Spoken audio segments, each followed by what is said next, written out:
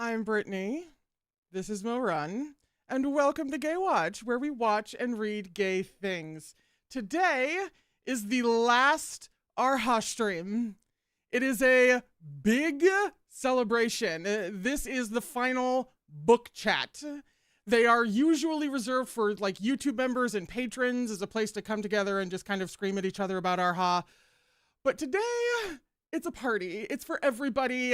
Come on, come all. We're all going to get emotional and make a lot of jokes. And there's a lot of stuff coming for this stream that I'm going to tell you about, like, pretty much right now. Like, to the point where I have like an outline. I have stage directions. This is what I have been doing all week. I have been doing nothing but figuring out all of the craziness that I wanted to do with you guys today. So, the game plan. Liv, here in just a little bit, is going to start tossing polls, somewhat rapid fire. Like every kind of 10 minutes or so, there will be a new poll. Asking any number of things, both stream related and then also, like, of course, Erha related, duh. And then as that happens, we're going to read some of Meat Bun's author's notes. There are some highlights that I have also right in front of me that we're going to read because I have not seen them.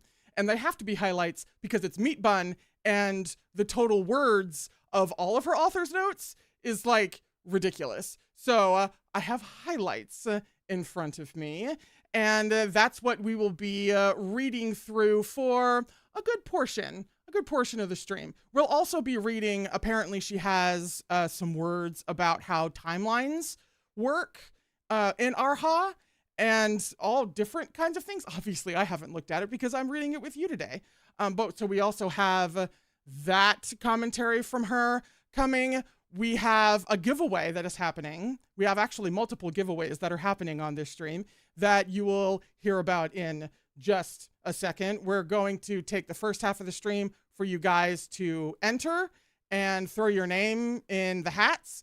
And then in the second half of the stream, after we come back from break, is when we will periodically be giving things away. I'm giving away 3 different items today, and they are all relative to your interests, trust me. Then I'll give some recommendations for what to do now that we finished Erha and life has lost its color, and why should we get up in the morning?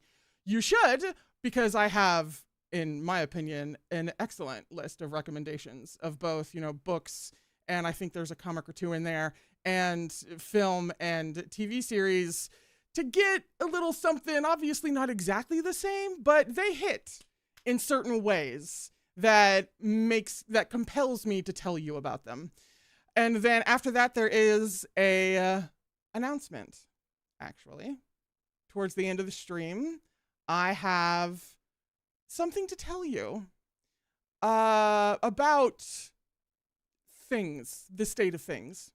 And so that will come towards the end. And then after that, I have a little something else to say that I will say. And then when we're all good and crying, that's going to be when we finally say goodbye to Erha. So a lot of stream memories going around in the polls and in the chat.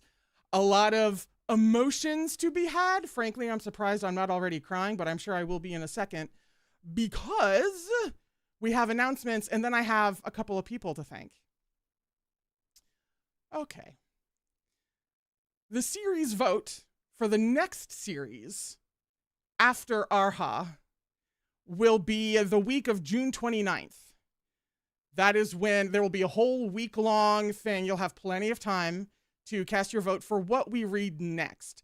I'm aiming for something mid-length. If Erha is as long as it gets, for example, then I'm aiming for something about 4 to 6 volumes, and that's reflected in the short list of options that you will have, which I think I've mentioned some of these before, that they're on a short list, but just so that we're all on the same page, and there has been a last-minute change. I'm going to tell you what the nominees in June will be. So one of these will be the next series that we read together. So there's Kaleidoscope of Death, which is the series that Spire Realm is based on. There's Silent Reading by Priest, which is the series that Justice in the Dark was based on. There's Stars of Chaos by Priest, which is the series that Winter is King is based on, one of the shelved live-action C-dramas that we all love and yearn for. 1,000 Autumns by Chen Chu. And then 300 Years of Longing by Musu Lee. The next reading streams after the vote in late June, the next reading streams will begin as early in August as possible. Ideally, like the first week in August, but sometime in early August. I thought it was going to be more like late July. I was wrong.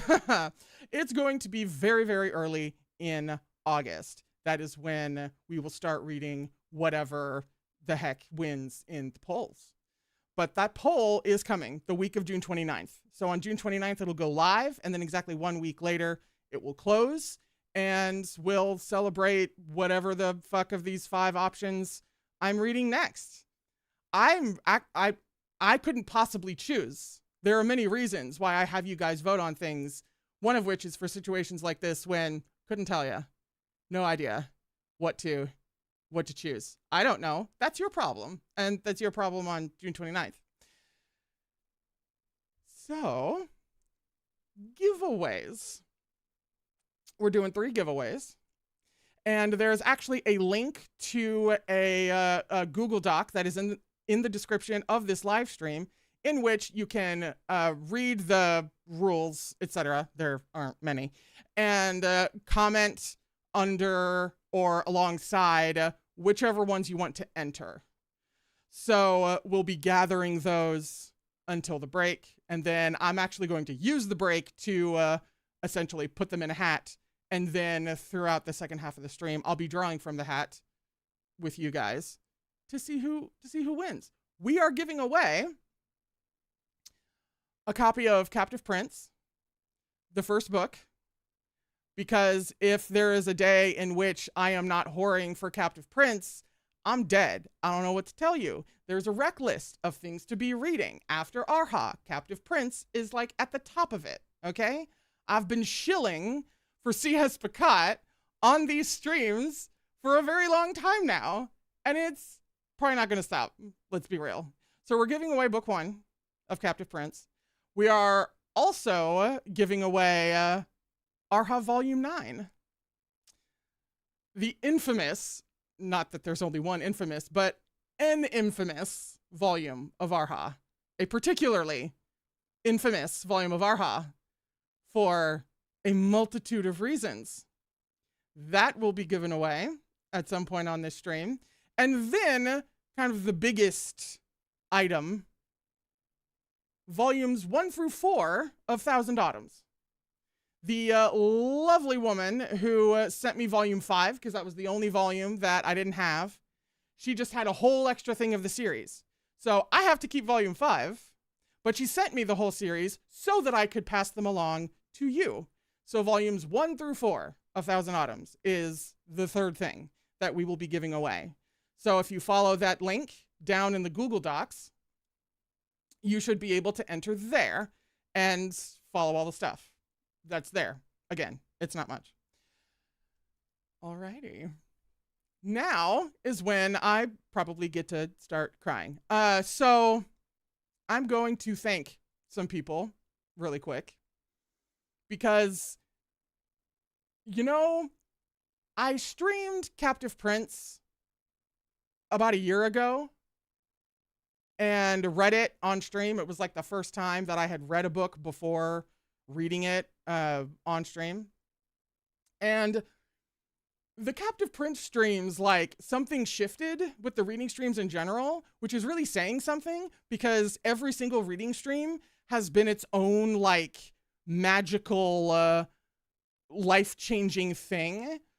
But, like, something really, like, shifted and coalesced with Captive Prince. And then from there, the Erha streams already having been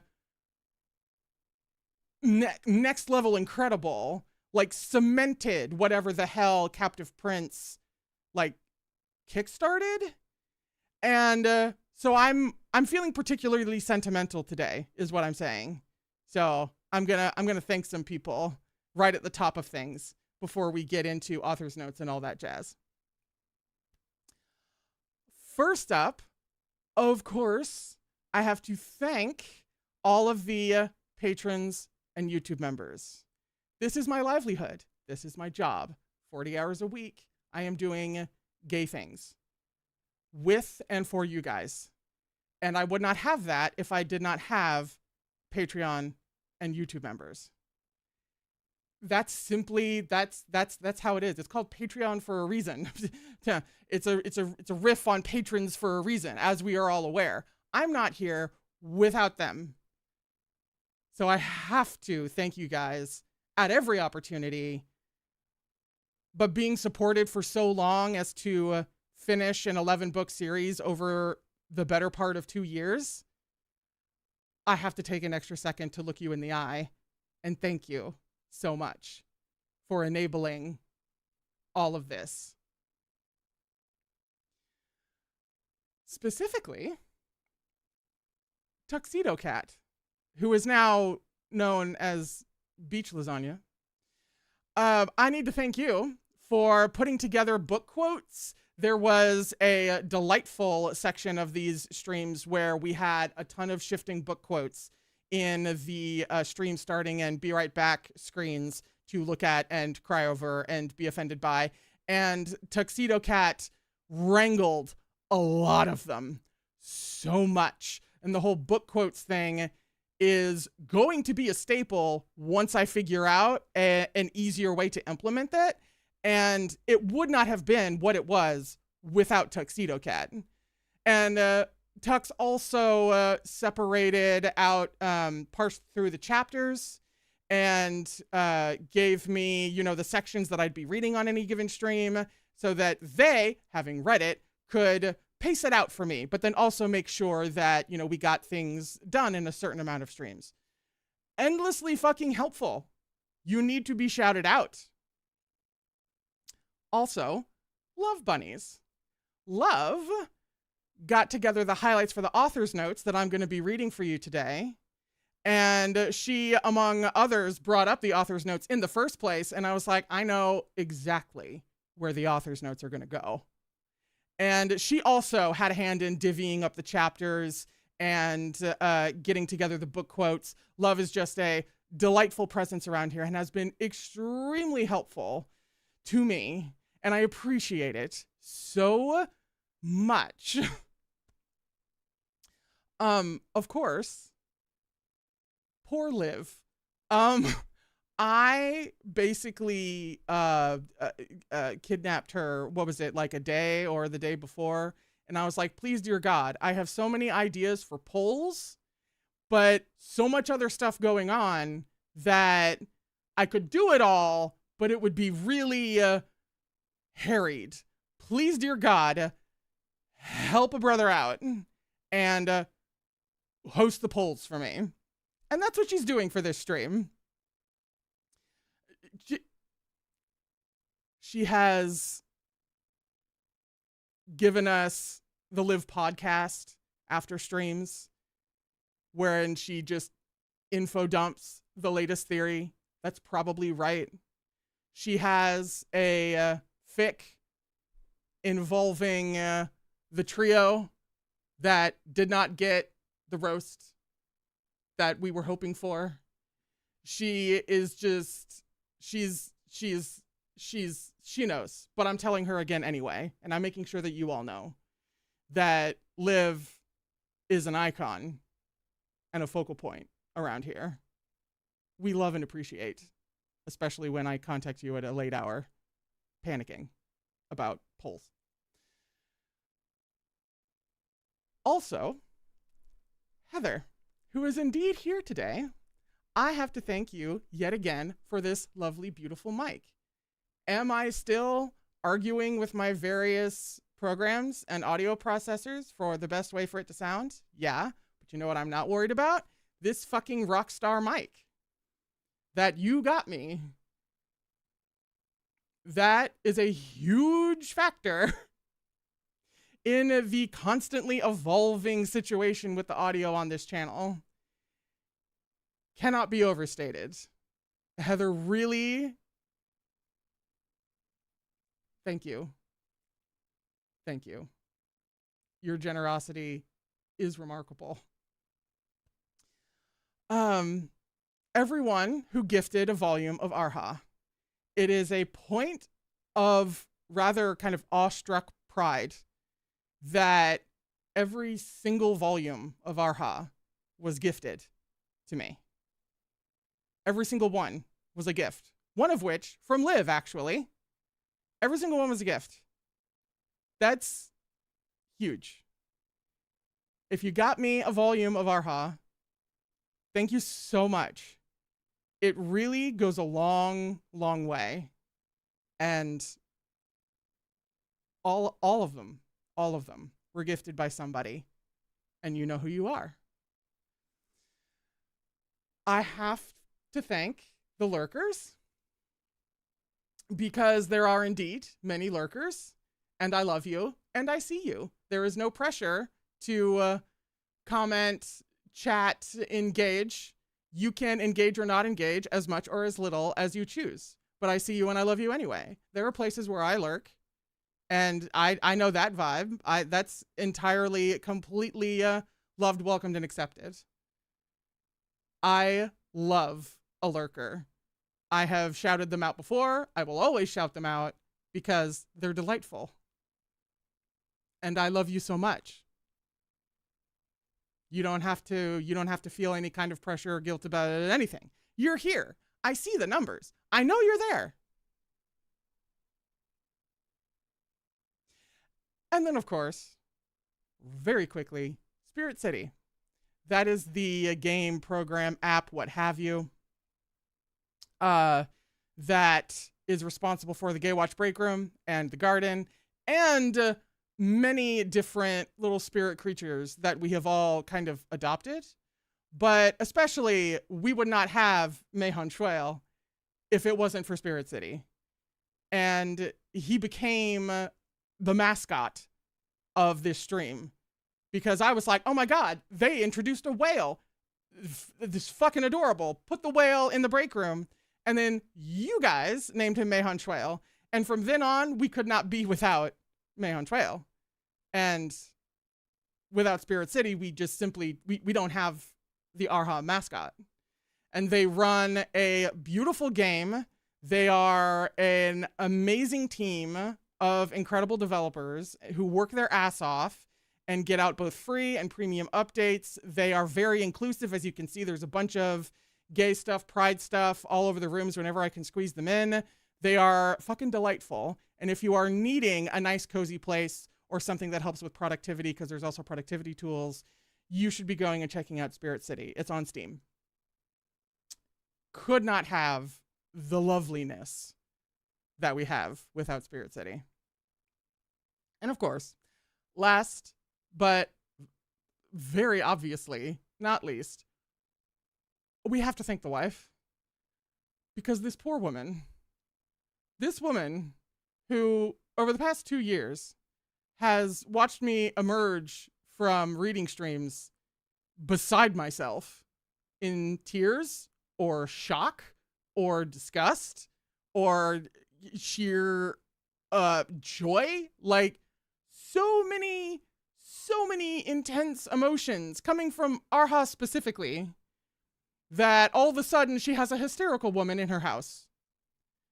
She must be shouted out. And then, of course, there are times when crazy shit is happening in Erha and the stream runs late. And then, you know, all of a sudden it's like 6 when it's supposed to be 5 or whatever the hell. She's the MVP of my life. So if I talk too much more about that, I am going to start getting emotional. And we have a lot of stuff ahead of us for this stream. So, the wife. You know, wife. You are aware.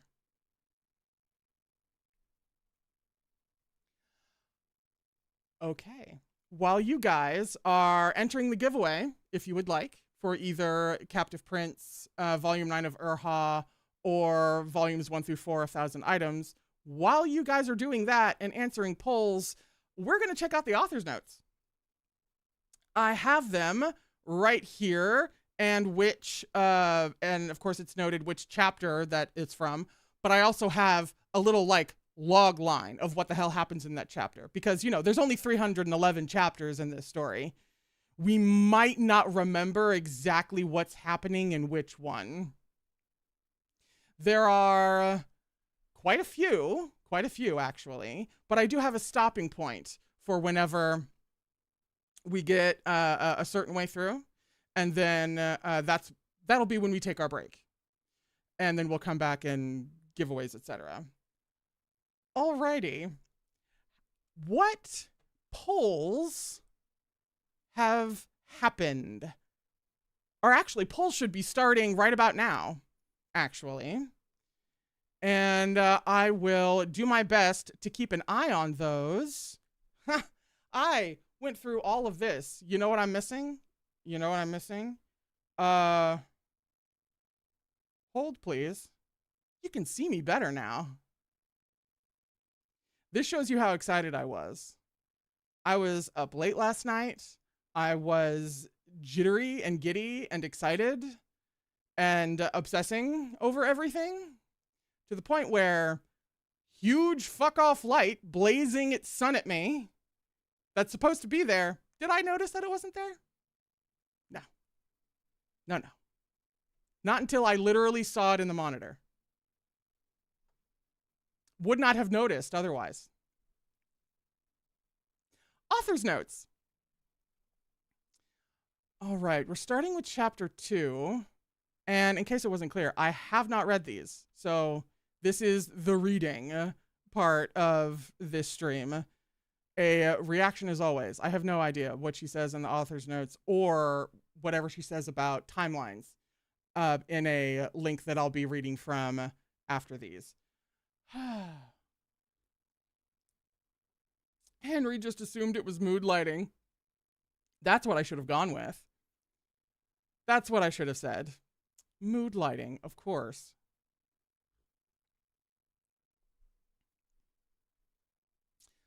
Chapter 2, which was when Morun wakes up next to Rongju, and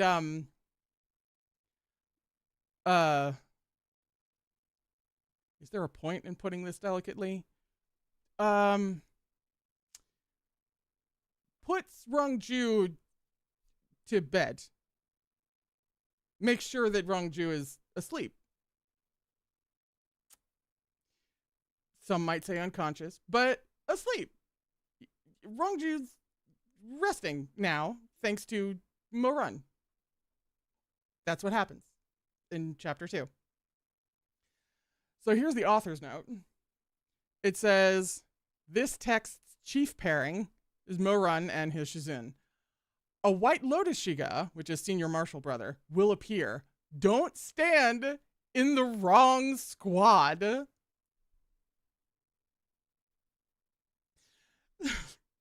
He's like, listen, just because certain things are happening in this chapter, don't get it twisted. Do not wander into the wrong lane. This is really, I feel her reaching through the text like, hey, focus. This chapter, not the point. Don't miss the point. Oh, hilarious. Why is she so funny? Whew. In chapter 6, that was a short one. A lot of these are not short. That might actually be the shortest one, but I understand its inclusion. That's an important piece of Erha history. Thank you. For chapter 6, which was where the mortal and ghost realm had the crack in the barrier, that was like the regular crack, the expected. Like it cracks, I think, a few times a year, a few times a decade. And that expected fissure had happened. And Chuaning uses Tianwen on Mo-Run. And Mo-Run thinks about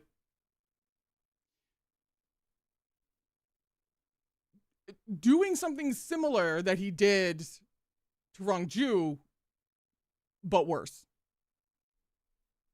And to Chuaning's credit, Chuaning claims that Tianwen must therefore be faulty because that's what Chuaning picked up. Which is some wild, wild fucking behavior that already demonstrates a belief in Mo-Run, we should say. The author's note says, Shizun has appeared at last. Don't support the wrong pairing. Shizun is the bottom. Ooh, there's a translator's note with that. Meat Bun also puns on Mo-Run's courtesy name here. Instead of using the actual characters, she uses the words for feeding fish, which sound the same. Shizun is the bottom. No, incorrect. That's not what she said. She said Shizun is the bottom, the bottom, the bottom. Moe Yu is the top, the main top of this story. Meat Bun, why is it that when you see Shizun, your legs will weaken? Aren't you the top? Where's your attitude? Moe Yu, I've grown old. My legs shake and suffer from rheumatism and the cold. Meat Bun, talk properly. Moe Yu, do not repeatedly emphasize my 32-year-old spirit in the text. This ancient one is very youthful after being reborn. This ancient one is an innocent and lively youth. Meat Bun, then you had better continue to suffer from your leg shaking with rheumatism in the cold. This takes me back to a very specific era in Archive of Our Own fanfic.net history. This was everywhere. Author's notes like this, with scenes and vignettes and conversations with the everywhere. This is a blast from the fandom past. Oh, I'm flashbacking so hard. Oh my god. Oh, holy shit! I saw the results for this poll. I believe it's the first poll that's come in for MVC, Most Valuable Chatter. Squeaking away with it is Henry. Holy shit. Henry is the MVC. Congratulations, Henry. King of manifestation. Henry is and has been. King of manifestation. Long live the king. Holy shit. I was wondering who the fuck was gonna win there, because, like, am I choosing between my children? Absolutely not. Could never. I'll make you do it, though. Henry! For chapter 13, which was when Chuaning and Mo-Run, that's when they joined the ghostly wedding procession. So, I believe it's like the beginning of that whole sequence. So, they're dressed, they join the line, they're in a fucking ghost wedding procession. That chapter. The author's note says, ha, wife, your turn. Wedding, wedding, wedding. She thinks she's funny. Oh my god. The next chapter is sent into the wedding bed chamber. If there's no wedding bed chamber, If there's no wedding bed chamber, I'll live stream eating shit. Let's see whether you get frightened or not. No. That's one way to promise something to your readers. A vivid promise. to your readers. Away with words, even in the author's notes. Are we surprised? Where in the heck did I was sent so hard by the promise. Further on. Also, let me explain and answer yesterday's quotes on who was it that Mo-Run actually kissed in the previous life. Firstly, regarding Chuaning, he has not changed at all. The sequence of his actions should be the same as in the previous life, which is to say that since in this life, the person he first rescued is Mo-Yu. This should also be the sequence in the previous life. But in Mo-Run's memories, he relied on Shifu when fighting monsters, relied on himself when flirting with others. After that, Chuaning settled everything and rescued Shimei first, and then came to find him. The roads that both of them walked diverged here, and therefore this possibility became very likely. At that time, Chuaning actually first came to find Mo-Run, but for various reasons, while the situation was such that Mo-Run did not know of it, he left again and turned to go and save Shimei. Putting together the sequence of Chuaning's actions in this life, then, it can only be that at that time, Mo-Run, similar to this time, mistook Chuaning for Shimei. Chuaning immediately struggled free after being kissed. Because his face was too thin, he could not regain composure for quite a while, and decided not to reveal himself for now. Since Mo-Run at the time was already out of danger, he then turned to rescue Shimei. After this, bringing Shimei along, he decided to reunite calmly with Mo-Run. Could it be any other way with Chuaning? And since at that time, Mo-Run's entire mind was fixed on Shimei, Chuaning's slight strangeness was not perceived by him. It's not like he was dumb. I keep saying. This also explains why when the illusion ended, Shimei seemed as though nothing had happened, because to him it truly was as though nothing had happened. Therefore, that year, the one who struggled away from you was actually Shizun. Mo-Run, you stupid top! Unfortunate that in 2 lifetimes, Shizun's first kiss was placed in your hand and you still imagine that the one you kissed was your Shiga, waving goodbye. As if she didn't do this to him. As if she didn't make this happen for him. She did not create him in such a way that that would happen to him. Twice. Getting kissed for the first time would be like, oh, I wish this was Shiga. Like she's not the culprit. This was what was left unsaid in the main text. I give everyone an answer outside of the main text. Ha ha. Like this isn't life-changing for her to do. So casual with the lore drops. For chapter 27, which was when Mo-Run drops off noodles for Chuaning, like the really simple basic noodles, and Chuaning seeks the punishment for striking a client.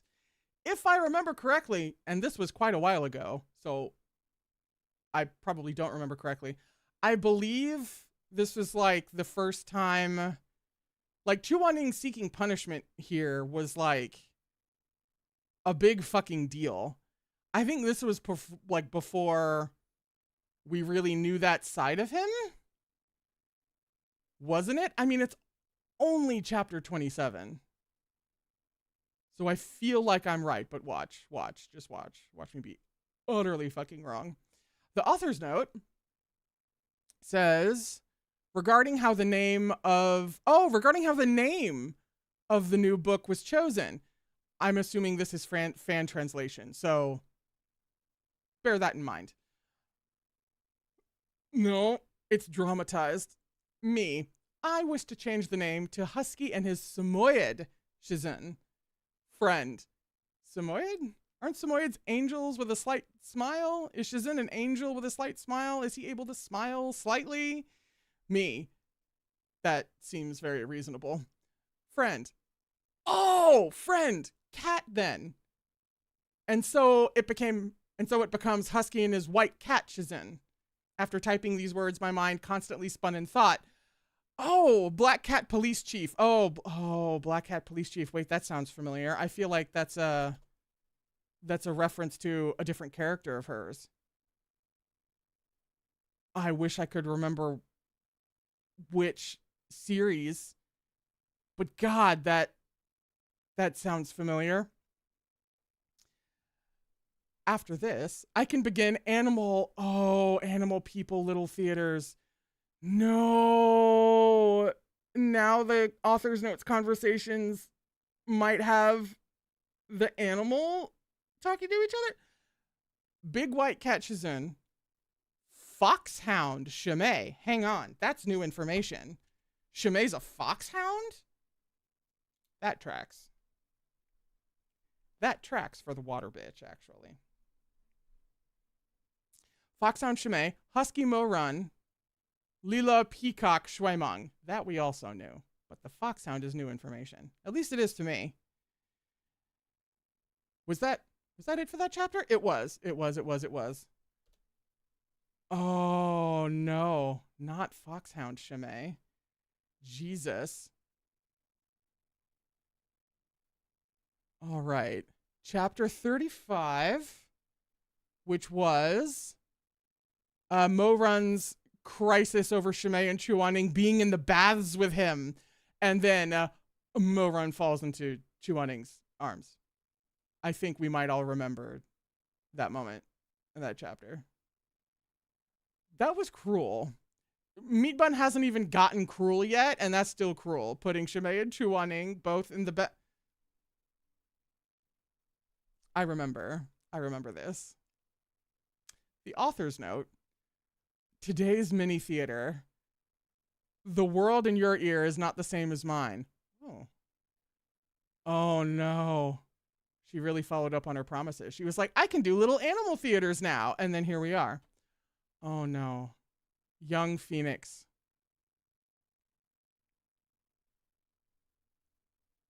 Young Phoenix. It seems to be somewhat tight. Little puppy is then just, huh? Like exclamation points, question marks. Young Phoenix. Shizun, does it hurt? Big White Cat. Oh, excuse me. The voice is called for. Pardon me. Which I had a whole moment realizing that I wasn't ever going to do Chuaning's voice again. But now I get to. One more time with feeling for the stream. Big White Cat. Talking so much. Do it if you want to. If you don't want to, then forget it. The little puppy barks. And is this before? Oh, it's definitely. This is way before the actual barking moment with Mo Run and the whole farm arc situation. No, she's already doing it here. What are you all doing? Angry. I love the one word. Angry. Young Phoenix. Huh? I'm giving Shizun a shoulder massage. Are we surprised? The oblivious gay? Little puppy. Then what is somewhat tight referring to?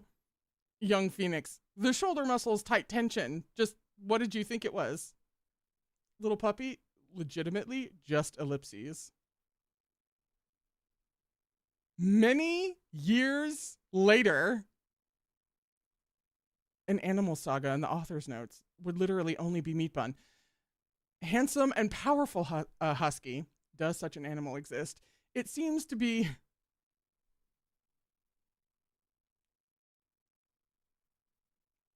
Handsome and powerful husky.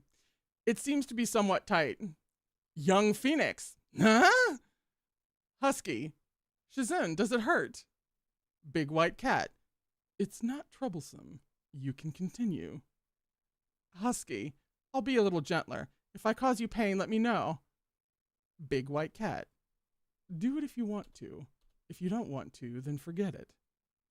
The young Phoenix thinks at the doorway for a moment and determines that the husky is giving Shizun a shoulder massage.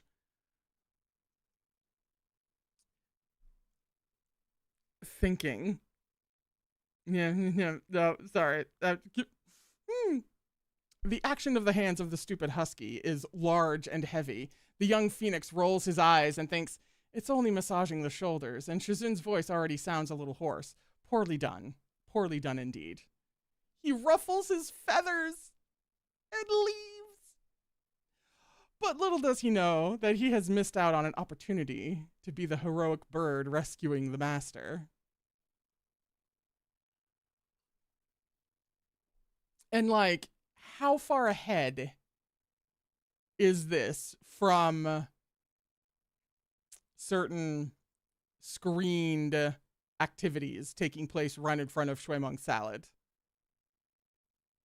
Is she literally foreshadowing shit in fluffy author's notes?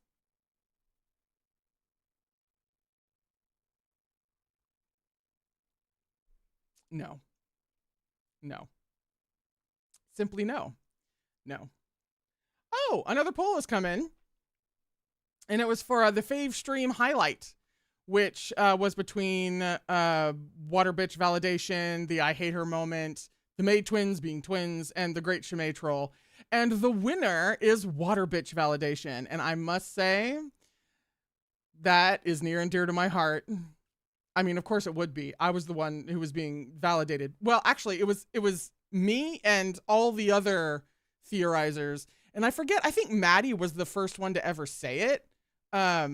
Liv told me the other day that I believe it was Maddie who was the first one to suspect Shimei out loud.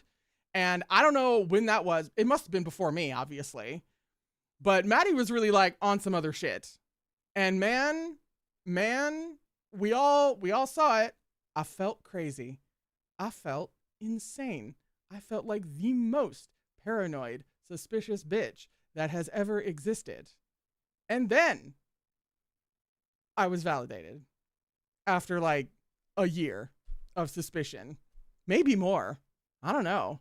When did that, I think it was like the umbrella moment happen. It was that one particular paragraph where I was like, is he in love with Chuaning? And then the suspicion only grew from there.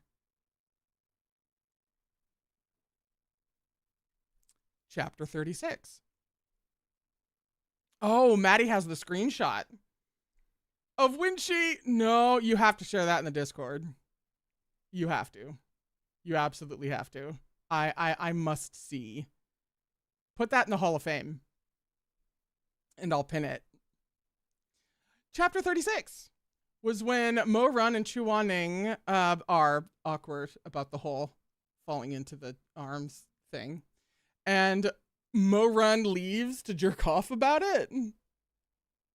And then they hike up to Dawning Peak. Dawning Peak to Jincheng Lake.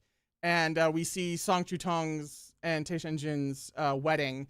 And clock her resemblance to Shimei, which is very shifty of Meat Bun to lead us in that direction. I'm going to be incandescent with fucking rage on a future reread. I'm gonna crash out all over again. And it's because of shit like this. The author's note. Today, the Cultivation Academy's teacher is giving the students an assignment to use the words absolutely impossible to create sentences. Mo Run. To like a person, must it mean liking his body? Absolutely impossible. Chu Wanning. To like a person, must it include saying it out loud? Absolutely impossible. Shimei. My physical features, must they be similar to that of the maidens? Absolutely impossible. Chu Wanning really clocked Shimei when he called him a selfish bitch. Because, like, Mo Run is, well, you know, when liking a person. Chu Wanning is, well, when liking a person. And Shimei is like, me? My appearance. Right? Am I right? Chu Wanning clocked a bitch. A water bitch, specifically. Shui Meng. As a straight man, must I be willing to wear a queer purple cloak? Absolutely impossible. She's really been clowning him since day one. This poor boy. Oh no. Oh dear. Oh no. You know what? Just Shui Meng's gayness being so thoroughly clowned for like the entirety of the series into the bonus extras. Let's pour one out for Shui Meng. Can I get some eggplants in the chat? R.I.P. Shui Meng's sexuality. Oh. Madam Wong. Oh. Whoa, that threw me for a loop because the sentences both start the same way but to different ends. Madam Wong says, as a straight man, would you wear nothing and climb a mountain with 3 queers? Absolutely impossible. Shui Jinyang. Yu Hong Elder is so gay. Will there be straight men among his disciples? Absolutely impossible.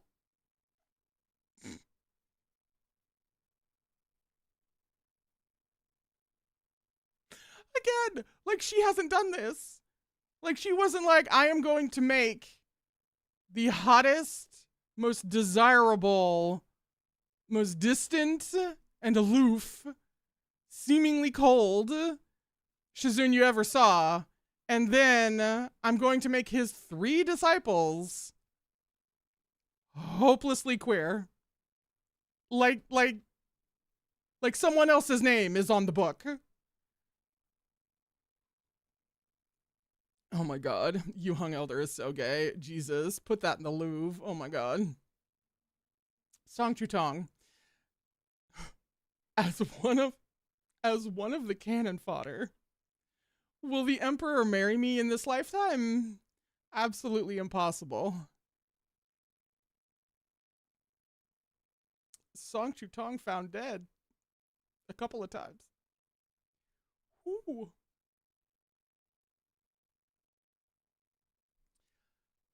Meat Bun. Husky is so scummy today. Will no one scold him in the comment section? Absolutely impossible. Calling her own people out. And like everybody is on Morun's bullshit. Just everyone.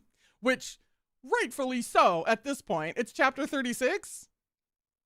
Absolutely. The loving shout out of that is so funny. Oh. Chapter 49, which was when Chuaning dreams of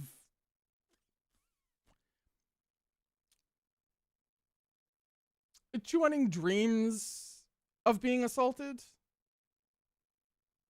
by Morun, and then but when he wakes up, Morun is there. I forget exactly how he's touching Chuaning.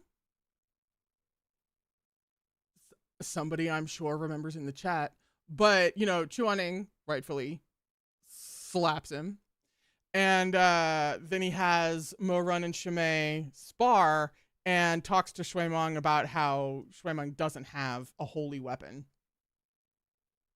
Because we're in the Jincheng Lake arc at the moment, I believe. We should be. Author's note. Today's little theater. If this was a modern verse text, then each person's character background might be... Oh no.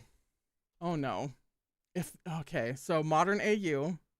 Each person's character background in a modern AU. Chuaning. probably the entire school's most bad-tempered civics teacher. I mean, she wrote this, so of course she's going to be incredibly accurate, but that's so accurate. I feel impressed, even though it's the writer saying this to me. Shimei, surgeon. Sure.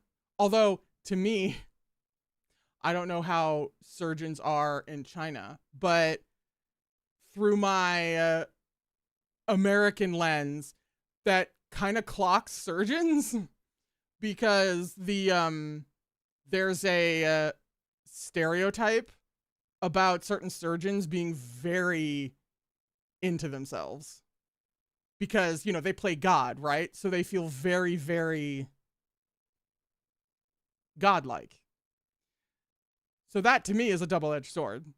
I don't know if that's how she means it, but that's how I take it. Surgeons found dead. Shui Meng, boarding student of the film school, reading, probably an acting major. Oh, that's funny. I don't know if I would have put him as an acting major. I mean, that's pretty gay, so. Well, she said film school, so if he's a film actor, less gay. She said acting, and I immediately went theater kid, and I was like, Shui Meng is a theater kid. Like, yeah, there's the peacock of it all, but theater kid? Film actor, though. No, that makes sense. I get it. A certain level of vanity is required. He is stunningly beautiful, and he would be the kind of guy who's like frustratingly good at it. Kind of like how Chris Hemsworth can do anything. Like anything. That kind of thing. Shui Jingyang, newly rich coal boss and landed tycoon. Translator's note. It means that he is a land or property tycoon. A coal boss specifically. An ethical coal boss? Fascinating.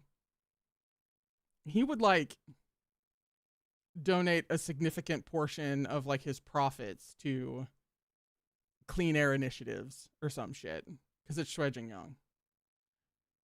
Madame Wang, bookish young lady who followed the newly rich tycoon. Meihan Shui. Oh, hold on. This is new information. This is tea. Meihan Shui, psychological counselor. Meihan Shui, the therapist? Huh.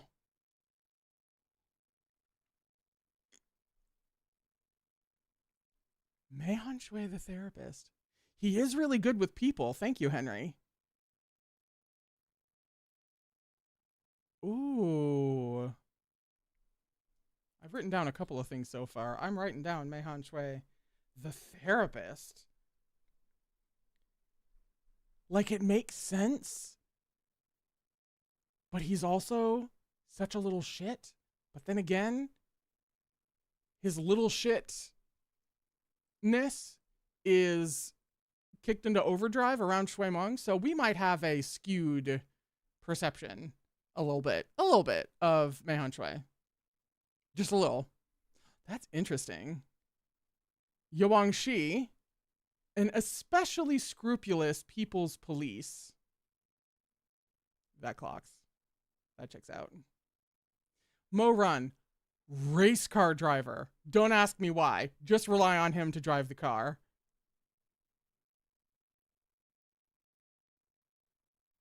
Uh-huh. Race car driver, like, I see him as a race car driver in a very, like, rock star sense. Like, who would want to go up against Mo Run in a race car? Who would want to go up against Mo Run, period? But who would want to go up against Mo Run in a race car? No! Especially if Taishan Jun is in control that day. Chapter 54 was when Mo Run tells Shesani Elders. Oh, the elders' nicknames, including Chuaning's. Chestiny hangs out with the disciples. Moran and Chestiny fight over the last lotus pastry. It's like Chestiny hijinks. That's where we are. The author's note. Mini theater called How to Coax You to Be Happy. Xisheng Peak's new disciple A wished to become Chuaning's disciple, but upon hearing that the elder is very harsh and strict, he decided to ask the three Shishongs for advice. Oh no. Disciple A. Hello, young master. I am disciple A. May I ask, how can I coax Elder Yuheng to be happy? Shuimeng. Firstly, you must be strict with yourself, diligent both morning and evening. Then, you must be flexible and also adaptable, but with a strong and unwavering will that can endure hardships. Lastly, you must be patient and enduring. If Shizun strikes your left cheek, remember to also offer your right cheek. If Shizun wants to saw your left leg, remember to extend your right leg for him as well.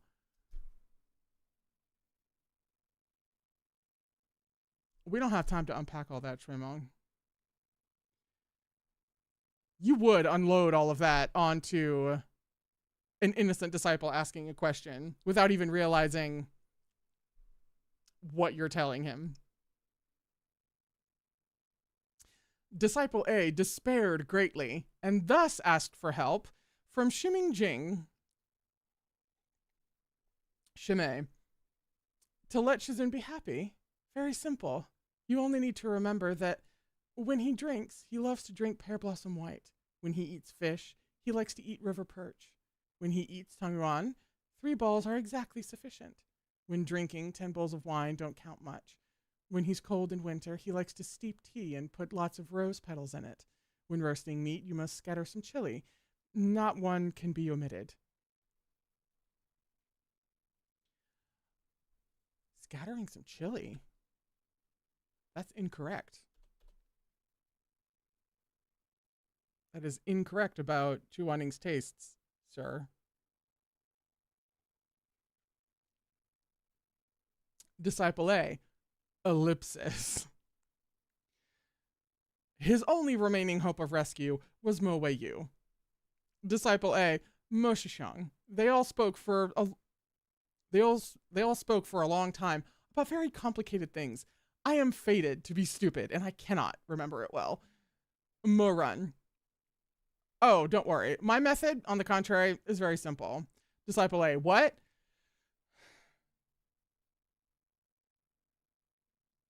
Mo Run.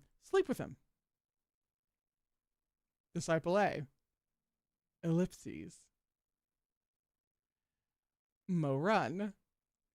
If sleeping with him once is not enough, then do it twice. If twice is not enough, sleep with him 10 times. Disciple A. I'm afraid that after sleeping with him the first time, I'll be stuffed in a pig cage and drowned in the pond the next morning. Mo Run. Who said to let him be able to leave the bed the next day? What kind of rate did you imagine I meant when I said if sleeping with him twice was not enough, then sleep with him 10 times? Disciple A. What rate? Mo Run. Within a night. Disciple A left, giving up on solutions. Oh no. Oh no. She handed them this in chapter 54. She told them so much in chapter 54. Hell, she's told them so much so far. And this isn't even, these are just highlights. This isn't even every, oh my God. So much information. Holy shit. Chapter 78. Chuaning dreams of kneeling in the courtyard until ill, and Taishanjun was upset with the maids. Chuaning tells Mo Run Shasini is his illegitimate son, and like that's why they look kind of similar. A+ lying there Chuaning. So, oh, the author's note. Sigh. Lately it's been very cold. Please do not fall ill with flu and cold. So that... You know what you did? You know what you did right there? She told you bitches to take care of yourself.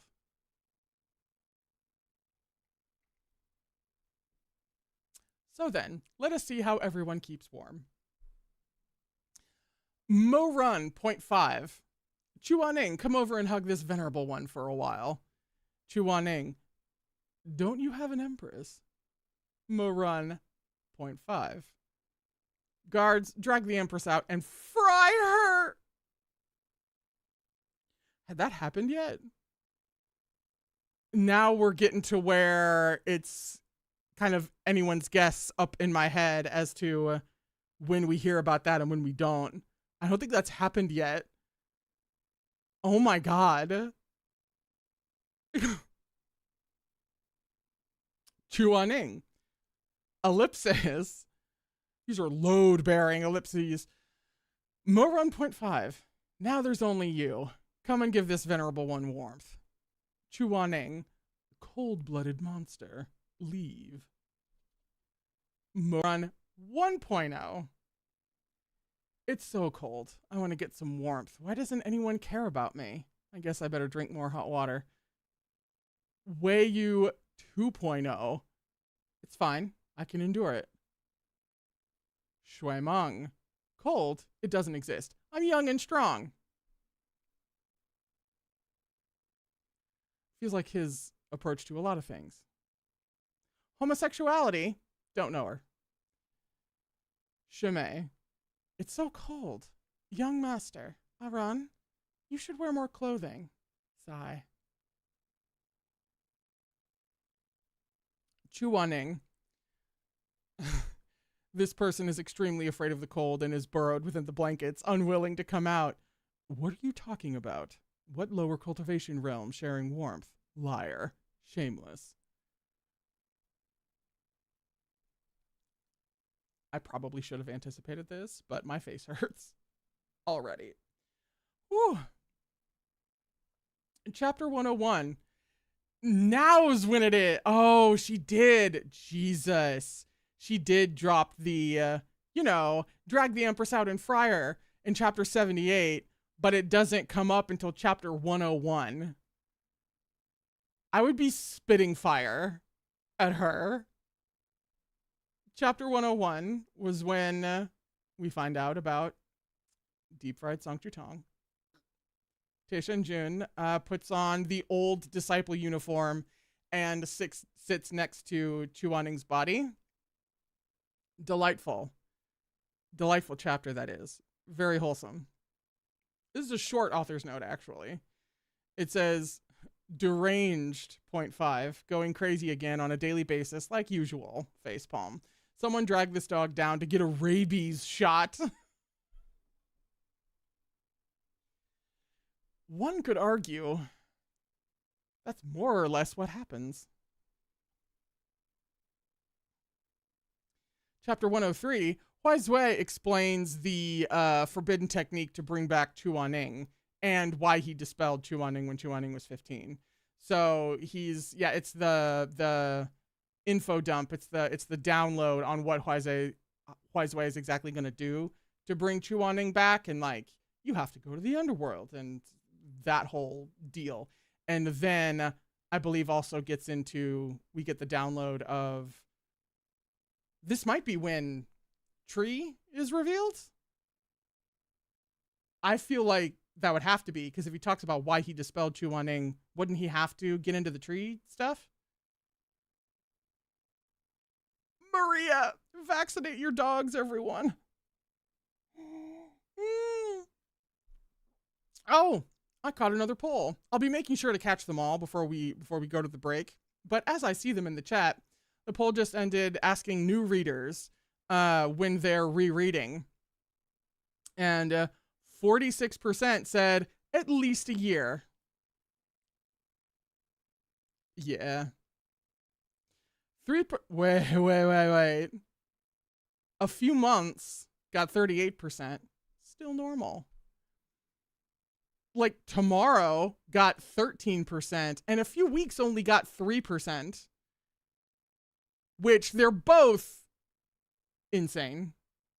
But I'm gagged that there's so much more, or that there's more people who were like, oh yeah, I'll just start rereading it tomorrow, than there are people who are waiting a few weeks. That's funny. Also, who's reading it like tomorrow? Rereading it like tomorrow? What kind of like 8th degree level black belt in masochism do you have? I didn't think anyone was gonna say like tomorrow. You're on some other shit. Chapter 103. Huizui explains the technique he's going to bring back Chuaning, why he dispelled Chuaning, etc. The author's note. Today, there were so many people in the hospital that I only managed to get home at 6 p.m. Face palms. Oh, did she work in a hospital? That sounds familiar, actually. These days, I usually spend 1 to 2 hours responding to comments. Work is also busy, so sometimes I really cannot reply to all of them. Please do not think that I'm doing everything half-heartedly and being lazy. And in parentheses, it says bow. I would never think that anyone who works anywhere near a hospital does things half-heartedly and is lazy. Ever. Never. Furthermore, whenever I do reply, there are things that I am unable to say, which makes it even harder to respond. I just wanted to say, even though there is a limitation to my writing, I also do not want to write a sweet and silly novel, so the whole process may seem quite painful. I'm really sorry. Well, at least she apologizes. Thank you for that. Anyway, this novel will contain some deep-seated truths such that some characters have more than one mask. When everyone thinks, oh, this bastard's true self is finally revealed, it could just be that he just revealed his second mask. Does she realize how batshit that is? Does she realize how intricate that is? I don't think she does. She's saying it like it's normal. That's not normal, meat bun. That's on some other shit. That's not, no. So, I hope that everyone will be patient with my characters and wait for them to wash off the paint marks from their faces and see them for who they really are and restore all these secrets. And if it is the end of the year and I still do not reply, it is probably because I really am too busy, or I've got a key twist coming up and don't want my emotions to be influenced by the comments. Understandable. Hence at the time you will not get a reply from me. Please bear with me. Many thanks. The second thing is with regards to yesterday. Many people in the comments cannot understand why White Dog still likes Shimei. It's actually quite simple. Firstly, Shizin's death has nothing to do with Shimei. True. Secondly, Dog only knows that Shizin is good to him, but does not know that Shizin loves him. Yes. Thirdly, it does not matter what Shimei does. At this point, Dog has not noticed any changes in him so far. Okay. This would have had me up in arms. If I had been reading along with this, having been so suspicious, I'd be like, what does that mean? What do you mean? Changes so far? Noticed any change? So are there? Like, I can feel the old crazy coming back. Think about it carefully. Based on Dog's personality and considering the three things above, would he start doubting his feelings towards Shimei? The answer is clearly no. If this was dealt with as Dog falling in love with Shizun just because Shizun died for him, then this character would be ruined, as he would be someone who falls in love with anyone who would die for him. What is going on in Dog's heart? It's guilt and regret, delayed respect and desire to love and protect. To put it mildly, meat bun. It could be anything, but he is not in love at this stage. In other words, the love he has for Shizun will not be realized just because of Shizin's death. If that was the case, he would simply love anyone who chose to die for him. This is an insult to Shizun instead. I see what she's saying. Dog, I love that she just calls him Dog. Dog firmly believes that he likes Shimei, without any changes in him and without any other references of love to study. How can he realize what he feels for Shimei is not love? The changes that come from Shizun's death will impact his outlook and how he acts from now on. He will view Shizun as the one closest to him, but he will not think it is love. He will think that whatever he did in his previous life to Shizun, placing him under house arrest, etc., is incorrigible and disgusting. Therefore, he does not want to associate Shizun with romance and affection. Since he does not know of Shizun's affection for him, Moe-yu, at this stage, will not be able to presumptuously fantasize about Shizun or think about him romantically, as he will feel that he is dishonoring Shizun. I mean, obviously, she's correct. The slow shifting of the perspective and the unearthing of exactly like what he feels and why and what's influencing it, and all of that was over such a long period of time. And if I remember correctly, the dying on the stairs was suitably one of the biggest things that actually started to get through to Mo-run that Chu Wan-ning is a person who cares and a person who cares about him. That was like ground zero. That's the foundation that we had to put down before we could build love and romance on top of that. Furthermore, if you think about it, Shizun has died for him. A truth from the previous lifetime has been revealed. What would be the most upsetting realization for the person at this point? It would be that he had the fucking audacity to misunderstand his good Shizun, who only treated him so sincerely. The protagonist's mind will be plunged into a big mess and might even fall apart. A gift for understatement she has. The only things clear in his mind are, I actually did something like that to him. I fucking lost it. Shizun genuinely treated me so well and I misunderstood my good Shizun. It's all my fault. What kind of wretched and depraved things did I do in my previous life? It's the whole process of the reckoning. The turning point in the redemption arc, really. He won't, at this point, be delusionally thinking about, why did Shizun save me? He must like me, be infatuated with me, adore me, and that's why he saved me. No way. If he thinks like that, his mind must be wired differently. He must be so self-obsessed to think that way. When he thought that he had lost Shizun, his worldview shattered, and under this situation of not being able to stop the self-blame, he wouldn't even think about things like love, pondering whether Shizun loves him and wishfully think, my master is willing to die for me. He must be secretly in love with me. He can only think like this. Because my master has died for me, he is the best master. I was the one who let him down. Right to the fucking heart of the matter. Right?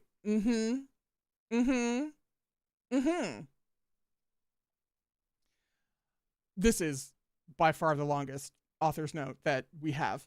So we're still going. With regards to losing affection for Shimei, that will not happen too. In this situation, Shimei has avoided being caught in the conflict, and no matter how you look at it, Shizun's death in the novel has no links, direct or indirect, to Shimei, and this has nothing to do with Shimei at all.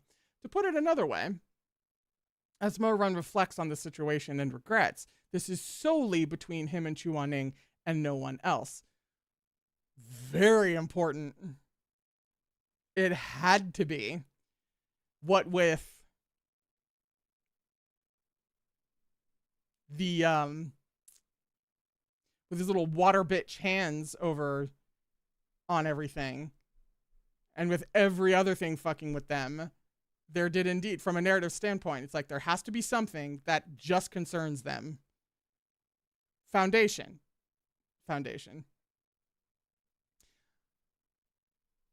Because Shizun died, Mo-run suddenly realized that the one he loves is Shizun, and so he says goodbye to his affection for Shimei. This is a toxic way of thinking. If I wrote it like that, it would be as though I'm playing God to write this character. That would not be his character anymore. That would merely be a puppet with no relations to the story at all. She's like, I know the character integrity that I'm dealing with, and I will not break those rules. Thank you. So I know that some friends are angry about this, but there's nothing I can do about it either. It's important to respect my readers and their comments, but as an author, I need to respect my characters first and foremost. Sorry. The current Moeyu has all of his perspectives reformed, but his perspective on love needs another push. I'm trying my best to write Moeyu's point of view and how he would react accordingly. I know this explanation might not be satisfactory to some of my readers, but there still needs to be an explanation. Patience. The novel contains many slaps to the face. How many of you were shipping Huizoi and Shizun yesterday? You got slapped, right? In this novel, the intentions of poor Huizoi's character is the easiest to guess, and his real face is one of the first to be revealed. In the deck of main and minor characters, everyone has more than one card to play, and they are just waiting to show their hand. Okay, enough rambling. Thank you everyone for reading this old auntie's chattering. Quietly leaves to write the next chapters. Exactly took the words right out of my mouth. I was going to mention, I was like, yeah, and this is all happening, and nobody reading this knows about the flower yet.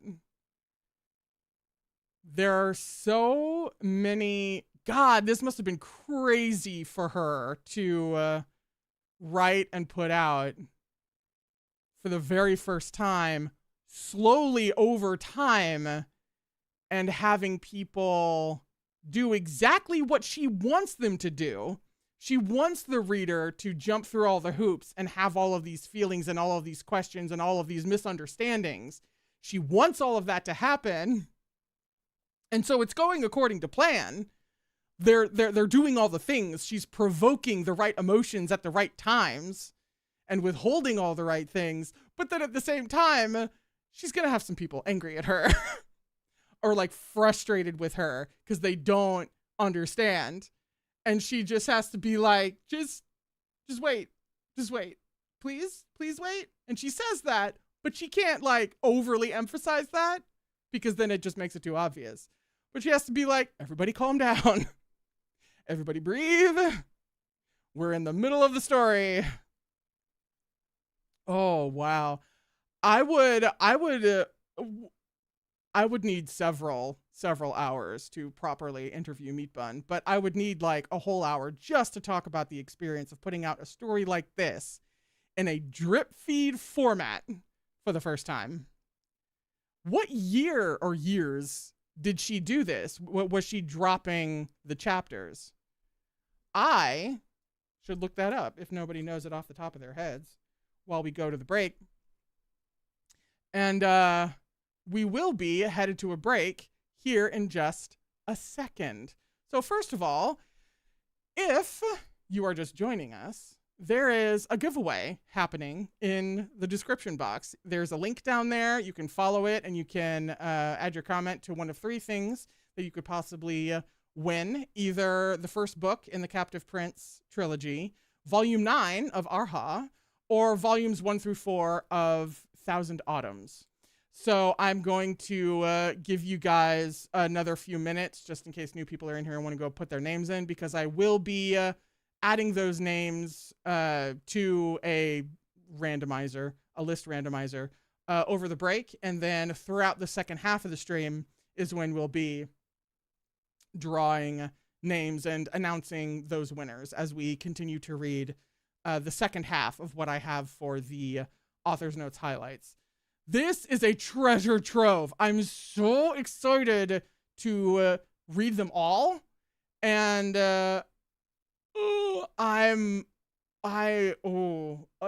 this excited. Calm down. Breathe. Start again. Thank you, Love Bunnies, and everyone else who were like, you should be reading the author's notes. Yes, thank you. You were correct. Hang on. I know I put the Google Doc there. 1 second. Let me... here. I have it right here. Let me... drop that. I'm dropping it in the chat at the moment, and then I'm going to double check the stream description and put it in there. So since that was glitch, or hell, you know what could have happened? I think YouTube may have screwed me, because there are some links, even if they're innocent, like to a Google Doc, there are some links that YouTube just won't allow to exist. And in general, YouTube is actually pretty good at detecting when you're linking to something like shitty. But then also, there's plenty of things caught in the crossfire. So the link was just put in the chat.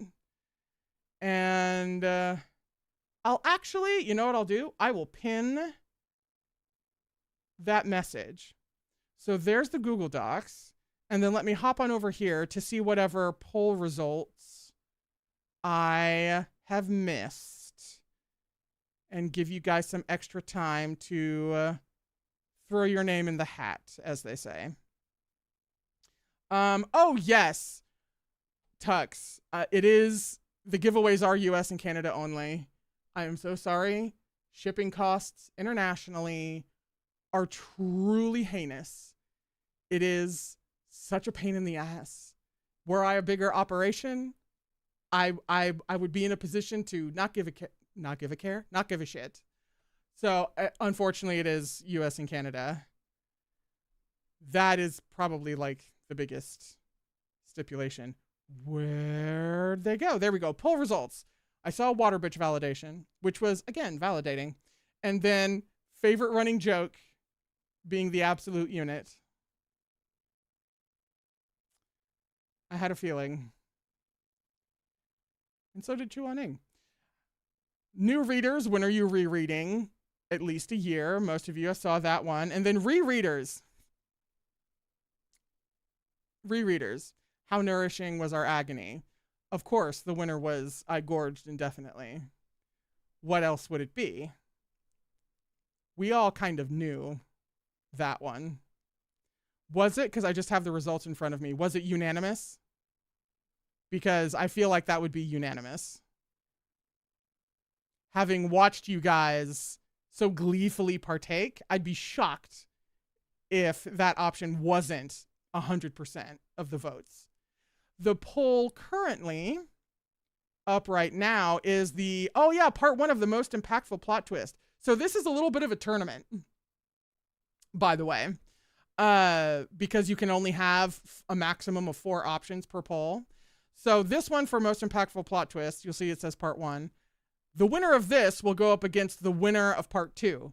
So there are 4 other options that are coming after this poll. And then after that, it'll be winner versus winner to decide the most impactful plot twist.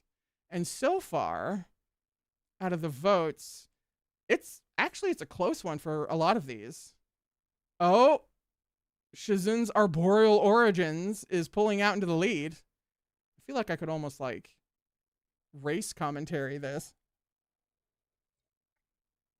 Like horse race commentary. Ooh, the Tree Origins might actually stay in the lead. Mo Run being a beauty feast is next. And then Water Bitch is in third. Isn't he always third ranked disciple, in my heart anyway, of Chuaning? So I'll give you guys a little bit more time to get your entries into the Google Doc. When we come back from break, in addition to giveaways, we'll also get to read the timeline notes.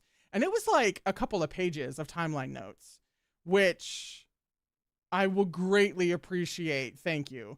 Because she already had so many moments of making sure that everything was at least as clear as she could make it, taking into account who was speaking and like at what time and their level of knowledge and all of that. She did the absolute most with exposition where she could, but I'm still deeply curious to see how, when she has an opportunity to just go in depth about it outside of the story, like what she says. She's already fucked me up with a couple of things in the author's notes. There's already been some really interesting new information.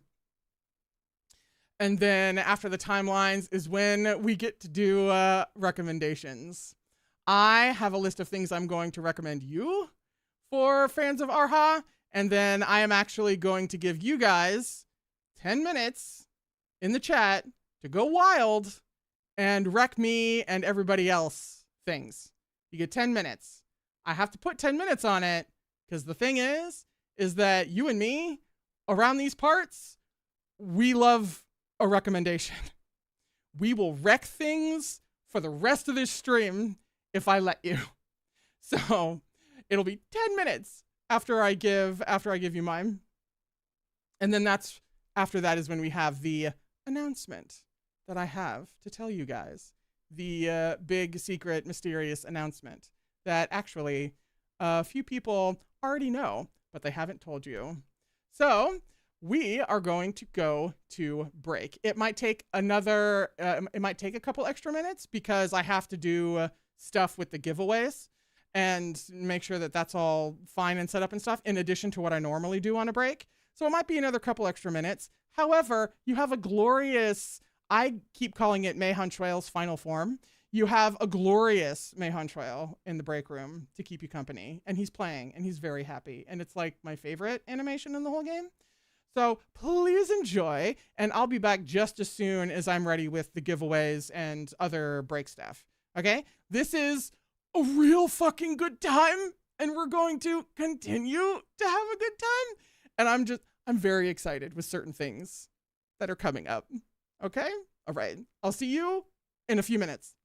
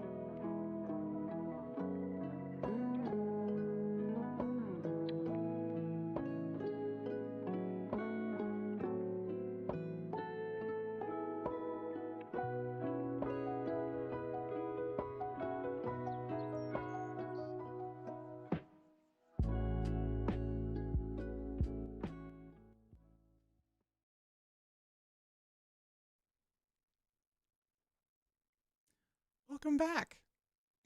Welcome back. We have Chuaning for this half of the stream. And we are continuing to read the author's notes, well, highlights of the author's notes by Meat Bun from Erha, because this is the last Erha stream. It's the last Erha book chat. It's the last, we're in the second half of the last stream now. And we're going to finish the author's notes that I have here. And because of YouTube being weird about links and everything, didn't give people as much time to enter the giveaway, I have adapted on the fly, and I've moved the giveaway down a little bit in my order of events over here. So there's a little bit more time. If you're just joining us, there is indeed a giveaway that is happening. The link is pinned in the chat if you would like to go try to win a copy of the first book of Captive Prince, or volumes 1 through 4 of Thousand Autumns, or volume 9 of Erha. And when we get down a little later than I had originally planned for, we'll do all the giveaways at once if there's, and we'll sort it out from there. It's a stream about gay things. We can adapt. You know what I'm saying? We're verse. The author's notes. That's not the author's notes. That's the outline. There we go. Alrighty. Picking up at chapter 111. Ooh, actually, there's a couple of poll results that came through. The winner of Most Impactful Plot Twist Part 1 was actually a tie between Mo Run being a beauty feast and Tree Chuaning. This, I don't know why I didn't think that would happen. And then the winner of the part 2 for plot twists was Mo Run chose the flower. Another not surprise. So now it's going to be a 3-way in the finale in trying to determine the most impactful plot twists. 3-ways are everywhere with Erha, except in Erha. Chapter 111 was when Mo Run witnesses the guards assaulting the King's Unchosen, and we and Mo Run see that, you know, Rongju is very much built to survive in these circumstances.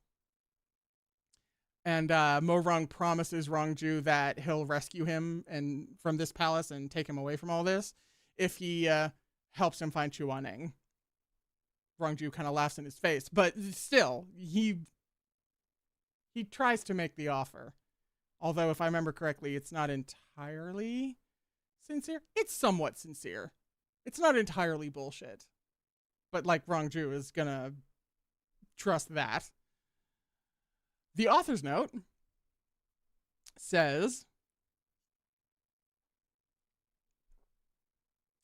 when Dog was younger, he had resolved to become a person who would not bear any grudges and to become a person who would be kind to those in need. This same person he aspired to be became a sinner with blood-stained hands that could never be washed clean in the end. If Dog's mother was not able to reincarnate and knew about it, she would be completely heartbroken. Even though yesterday's update might seem pitiful, it's not actually pitiful because it's actually the best period of time in Dog's 15 years of life. At the beginning of the flashback, he even said that at that time, at least he still had his mother. After that, she was also gone. Actually, I hope that we will not harp so much on distinguishing between right from wrong, judging someone quickly on whether they are kind or evil, because hearts can change from being kind to being evil, and there are those who can climb out of hell and back to earth. A single person can have moments where they are adorable, same with moments of hatefulness, pitifulness, abomination. This is what makes them human. A world will always have mistakes, remorse, injustice, and also justice. This is what makes it complete. If everyone in the story is only ever good, with the same outlook on life, with no emotional disputes, no clashing between characters or moral disparity, where life is themed as open and reform policy. Translator note, a viral short basically describing what a chill life is in the form of a rap. A world full of only happiness. A place so safe that you do not need to lock your doors or windows at night. A place? I'm trying to determine what this word was before I think a letter was deleted. Again, fan translations. Bear with me. This fan translator, though, just in general, is doing the absolute fucking most. A place where you find 5 coins, translator note, 50 cents, on the roadside and are still waiting for the owner to come back to retrieve it after a year, then you might as well turn on the TV at 7:30 p.m. and punctually watch the 188,000 episodes of the daily news program produced by China Central Television, arguably the most watched daily news program in China. That was part of a translator's note. And you will be satisfied that way instead.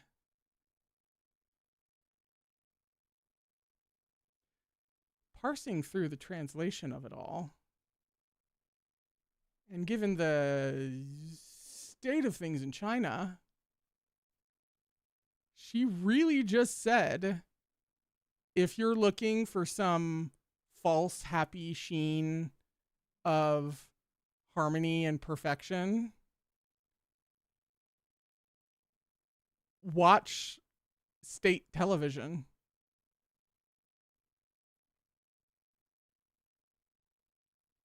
Oh fuck.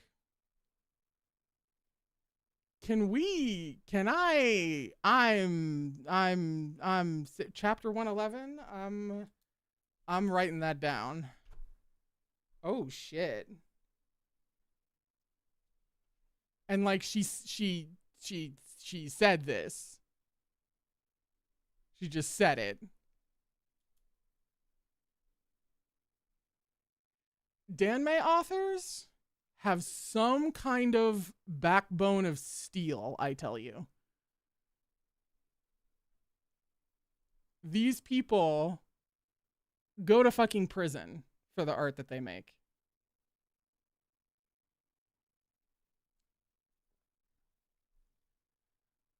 Chapter 118. Rongju lies to Chu Wanning about Mo Run patronizing the brothel. So yeah, it's the big et tu Brute where Mo Run only figures it out after he and Chu Wanning are like arguing about it, basically. And like a bit of damage is done, but it's like narrowly averted because Mo Run does actually put 2 and 2 together. Because at this point, he's starting to... He's still a husky, but he's less... I mean, it's not like he was dumb. This may actually be, if memory serves, one of the biggest initial moments of him becoming more savvy, a little bit more wisdom, a little bit more... just a little bit more in that realm. Oh, and then Rongju is caught by the guards. That's the same chapter. Mo Run figures it out, and the guards catch up to Rongju. The author's note. Tomorrow, they're leaving the Ghost Realm. With regards to Rongju, I'm not writing a conclusion. He did not have anybody to be his guy. Ooh, sorry, I just realized we're getting Rongju download. Okay, all right. He did not have anybody to be his guiding light, and he lacked any chances to repay the evil he has done with good. So his story ends here. That's a lot. Hang on, I'm writing down chapter 118 as well to come back to this, because saying he did not have anybody to be his guiding light, and he lacked any chances to repay the evil he has done with good, so his story ends here. That speaks a lot to basic character function in Erha.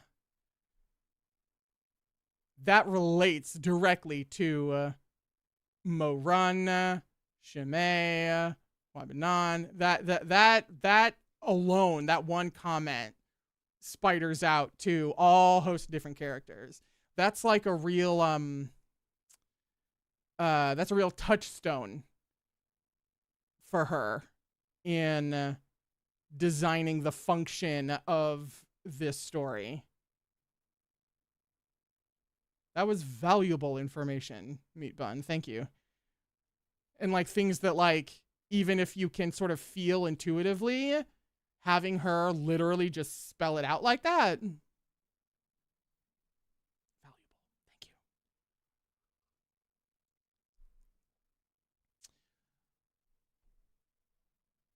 you. Knocked me right off of my place. So transcendent was that. Those who pity him can create scenarios for him after being dragged down in his interactions with the fourth Ghost King.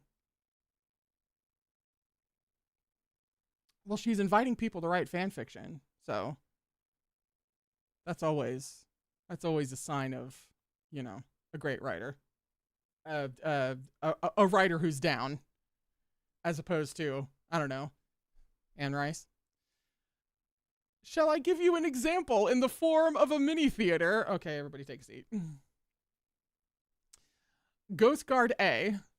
My king, we caught a selfish defector. We brought him back for you. Fourth Ghost King. Squatting while eating. Rice with pork lard soy sauce is so simple, but sure is delicious. Her obsession with foods. Ghost Guard A. My king, stop eating or you will turn into a half moon. Translator's note. Oh, that's funny. Half moon is a term for fat. I've never heard that before. You would think it would be full moon? Actually, oddly enough, I'm writing that down. That's curious. I love a curious term. Fourth Ghost King furiously breaks the bowl. What do you mean, fat? This king is mighty, formidable. Don't you know? He's about a half second away from saying this venerable one. Wrong Chew. I don't want to get dispersed. I want to be prosperous. That would be in his head. Out loud. From what I can tell, my king is not mighty or formidable enough yet. How much does my king weigh? If you really want to be mighty and formidable, your arm needs to be as thick as your leg and your legs as thick as your waist. Wouldn't my king have some more to eat? System notification. Player Rongju has achieved the correct way to... But every now and then there's a letter missing. Oh, the correct way to flatter the orange cat, fourth Ghost King. That is an insult to orange cats, first of all. Second of all, it's been a couple of years since I've read Rongju on the page. So his level of flattery and manipulation is truly next level. If you, it's sycophant while seeming earnest. It's a dangerous combination. Chapter 124.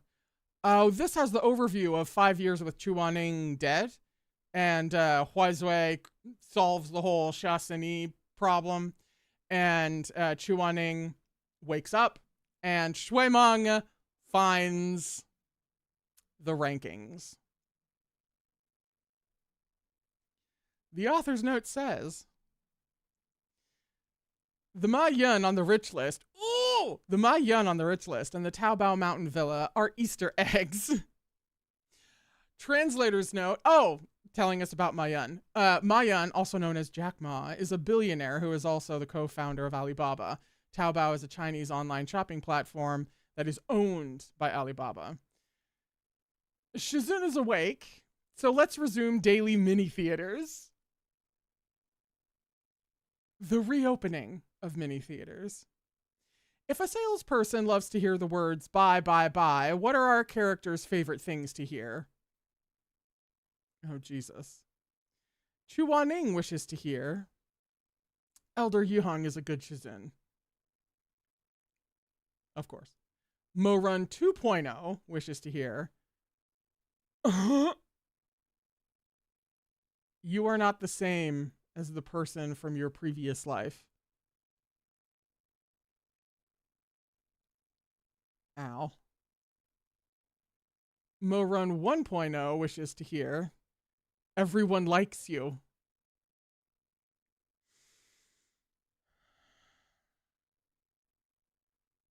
We've already read the story and she's still herself. Morun.5 wishes to hear. Dog, wake up and stop dreaming. Your drool is on the table. Oh, 0.5 wishes to hear. Shizun paying attention to him. Shuaimeng wishes to hear. The young master is number one. The young master is the most handsome. The young master is Shizun's favorite. Shuimei wishes to hear. Shuimei is so gentle and cute. How can he be the boss? Yoangshi wishes.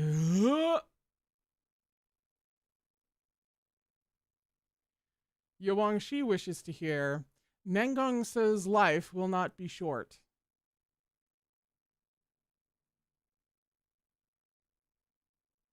That was rude.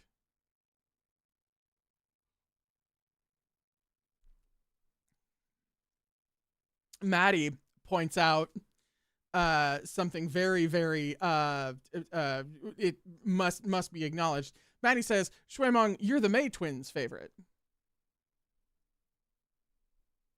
Not wrong.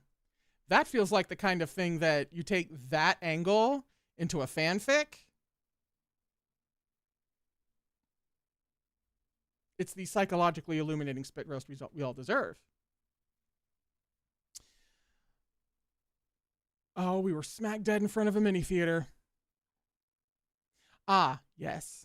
After Yuangshi. Nengong Se wishes to hear. Your father has passed the throne to you. You can now make your own decisions. These are supposed to be just fun little mini theaters, Meat Bun. I don't think she knows how to just do one thing. She can't like just have cute little mini theaters. She can't just have sheer utter devastation. No. She has to be a brilliant and devastating and very human mix of both. Committed, she is. Song Chutong. Song Chutong wishes to hear, this is a heterosexual novel.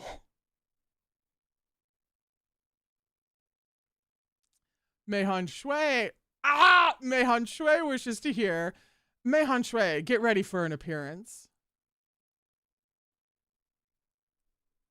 But Daddy, I love him. I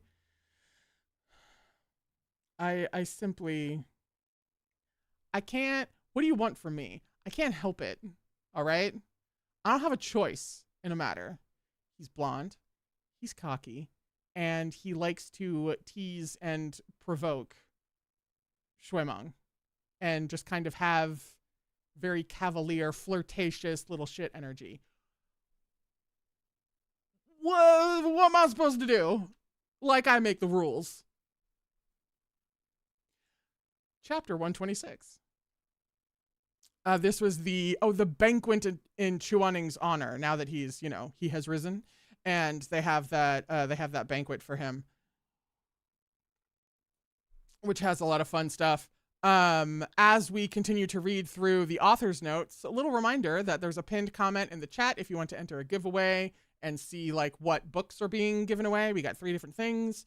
And when we finish the author's notes and everything is when we'll actually be drawing the winners. So just in case you're joining us, that's a thing that is happening.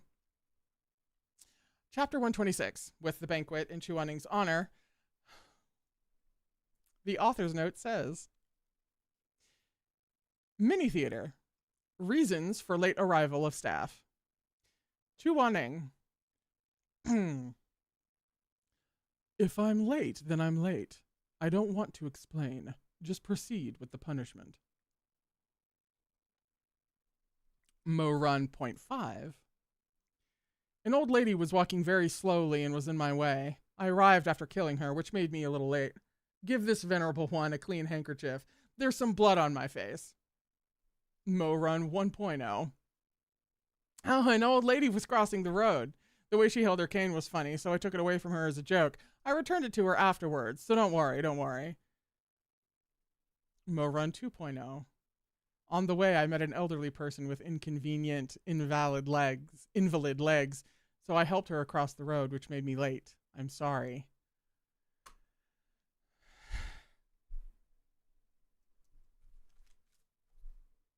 I didn't think I would need anything to like rip in half for this stream, but I'm feeling the urge. How the scope of from 0.5 to 2. She's never played fair a day in her life.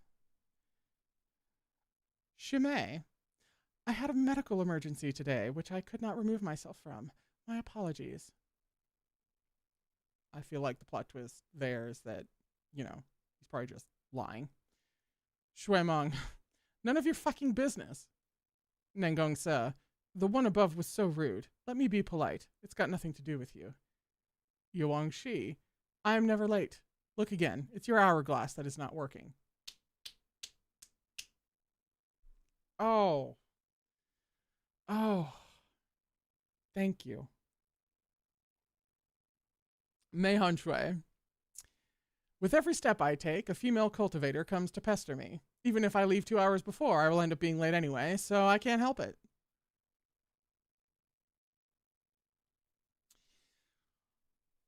Chapter 132 was when Mo Run invites Chu Wanning to the restaurant, and Shimei joins them, but clocks that Mo Run's feelings to Shimei have like shifted to Chu Wanning, or that Mo Run is giving Chu Wanning the type of attention that he used to give Shimei, like that whole moment at the table. That was chapter 132. The author's note says, in parentheses, when I'm rich, Mo Run, look at the novel. Oh, that's the prompt the characters are responding to. When I'm rich, ... And Mo Run says, look at the novel.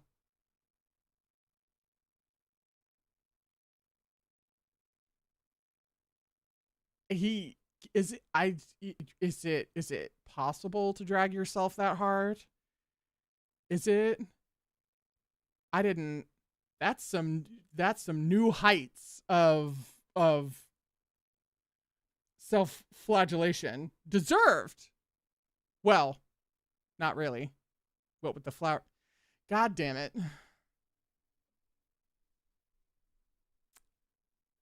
Still hate her. It's been 0 days since I've hated Meat Bun. Chu Wanning. Not possible. I spend a lot on materials for mechanics. There is no way I'll have much money. Yuang Shi.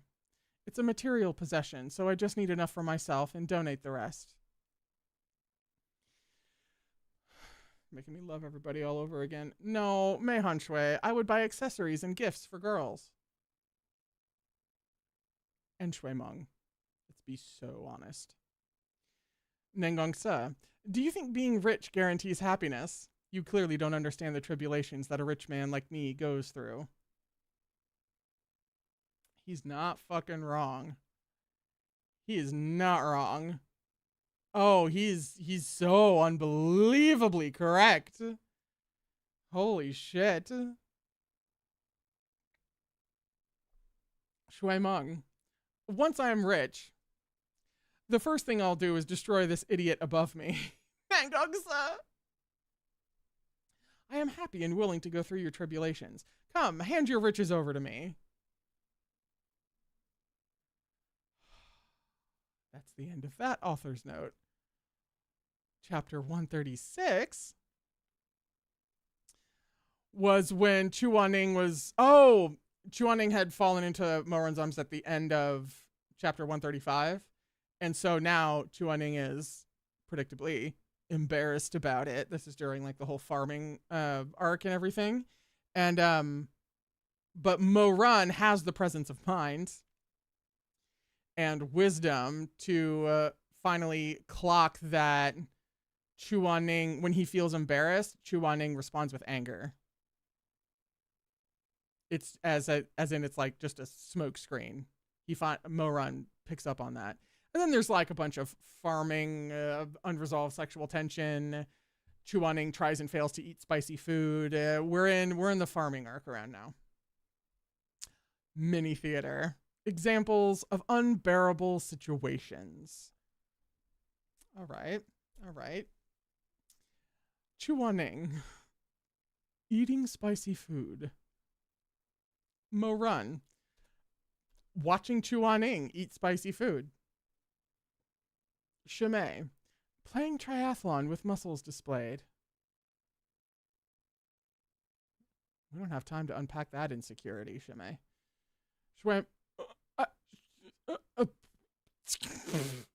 Shuemong. Being forced into homosexuality. I'm sorry, what were we talking about? Did anyone bring up? Where did that just leapt right out of you? Like, why is that in your, like, had you just talked to Mei Han Shui? Like, what is, oh, honey.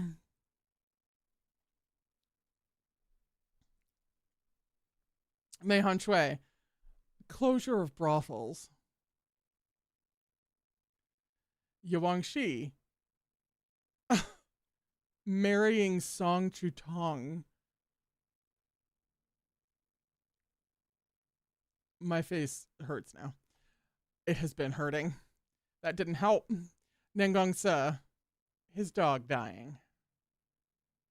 Now Bai Jin. No. Oh my god. How did I... Hang on. Hang on. I was just gonna tell Liv directly, but hold please. I just realized something about a poll that probably hasn't happened yet. No, it hasn't. I'm literally doing this on the fly. This is very important. You don't understand.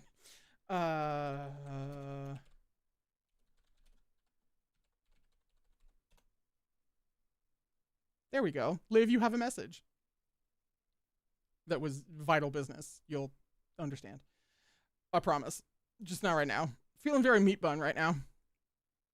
Actually, having to withhold things. Meat bun. Ha! Meat bun working overtime as a response to unbearable situations. And that was it for that author's note. Oh, most devastating death. Oh, most devastating death in the poll in the chat went to Shui Jingyoung and Madame Wong. That's a call. I mean, that's of the polls that I came up with for this stream, that was one of the hardest for me. Like, I don't know, man. I couldn't tell you.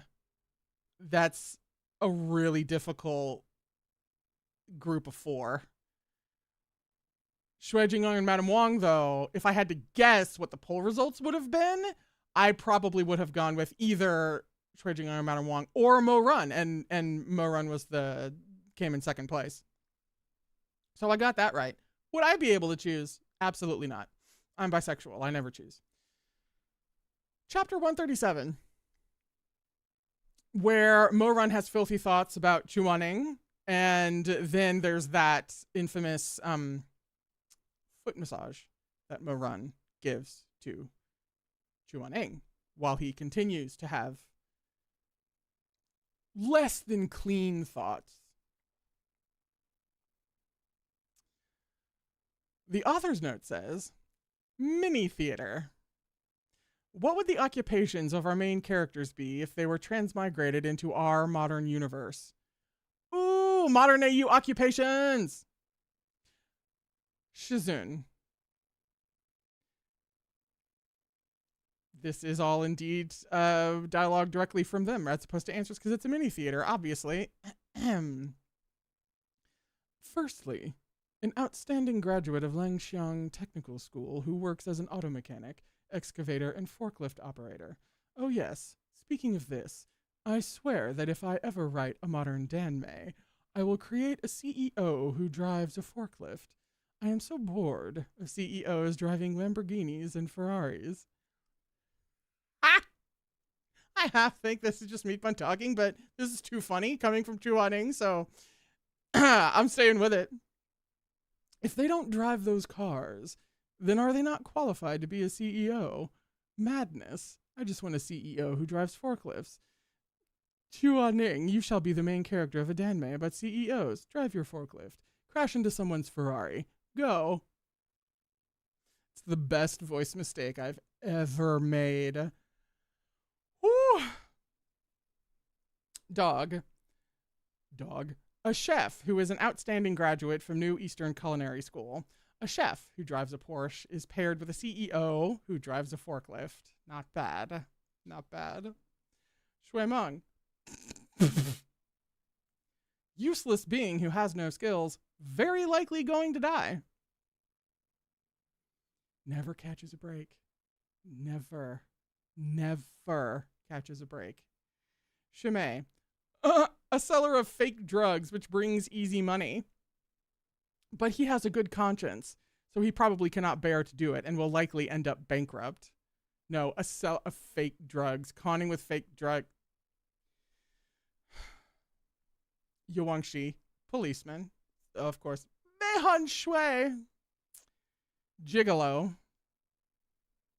As predictable an answer as policeman for Yuangshi. Nangong Sa. A pet shop owner. If that's not possible, then being a supervisor of a pig farm will suffice. Wholesome Nangong Sa feelings. Thanks. Thanks for that. Chapter 138. Mo-Run suspects his affection for Shimei is waning, and Mo-Run and Chuaning have that rice harvesting bet, and Chuaning wakes up from the nap with, but Mo-Run has laid like his cloak over him, so Mo-Run has laid his cloak over Chuaning's shoulders while Chuaning is napping. That whole romantic bullshit. That was chapter 138.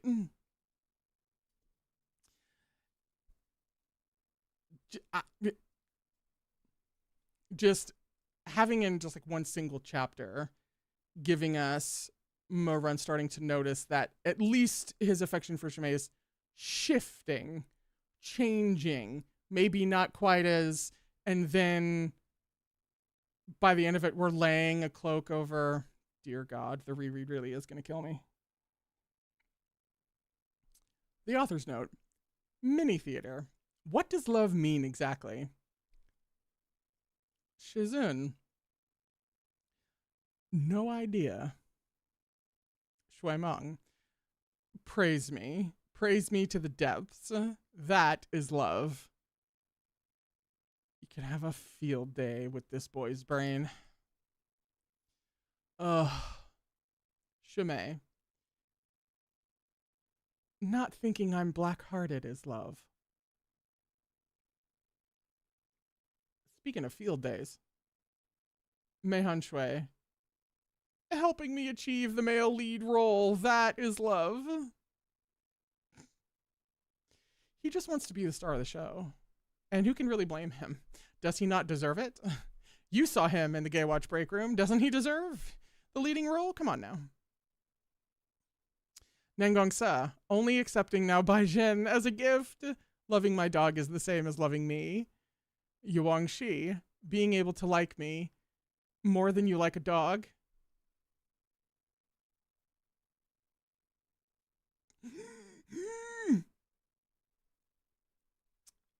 Dog 1.0. Bites pencil. Who has the answer key? Let this venerable one copy it. Dog 2.0. I feel like I'm about to make a breakthrough with an answer soon. Dog point 5. Annoyed. What sort of stupid question is this? What does ouch mean exactly? I don't get it. What the fuck? Take it away. Get lost. Go. Ooh, Lu Gong. Your Majesty. It's read love, not ouch.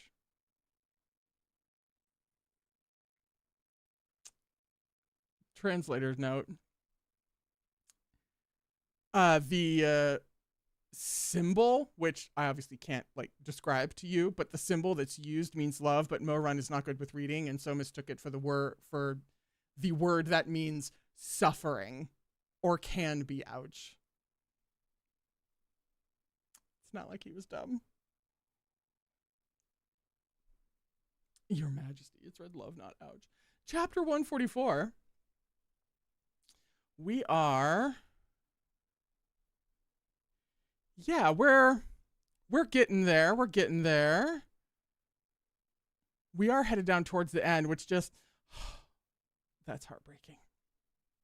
So, chapter 144, as I drop a pen, was when the village game where Mo-Run names Shimei, Chuaning, and his mom as those most important to him, but then like has to play like essentially gay chicken like with the audience and has to like explain away his affection for Chuaning is like no homo, I promise. That mini theater. Pining is a sour experience. Mo-Run before falling in love. Who are you? Do I know you? Sorry, I'm busy. What? You're hungry? Go and buy food from the street on your own. When pining, the same as the text. Gosh, there's a cicada singing on the tree. It's driving me crazy. Does he like me or not? Chuaning. Chuaning before falling in love. If you need help, come and find me. You don't need help? Why are you here then? Do you have nothing to do? When pining, you can come and find me even if you don't need my help.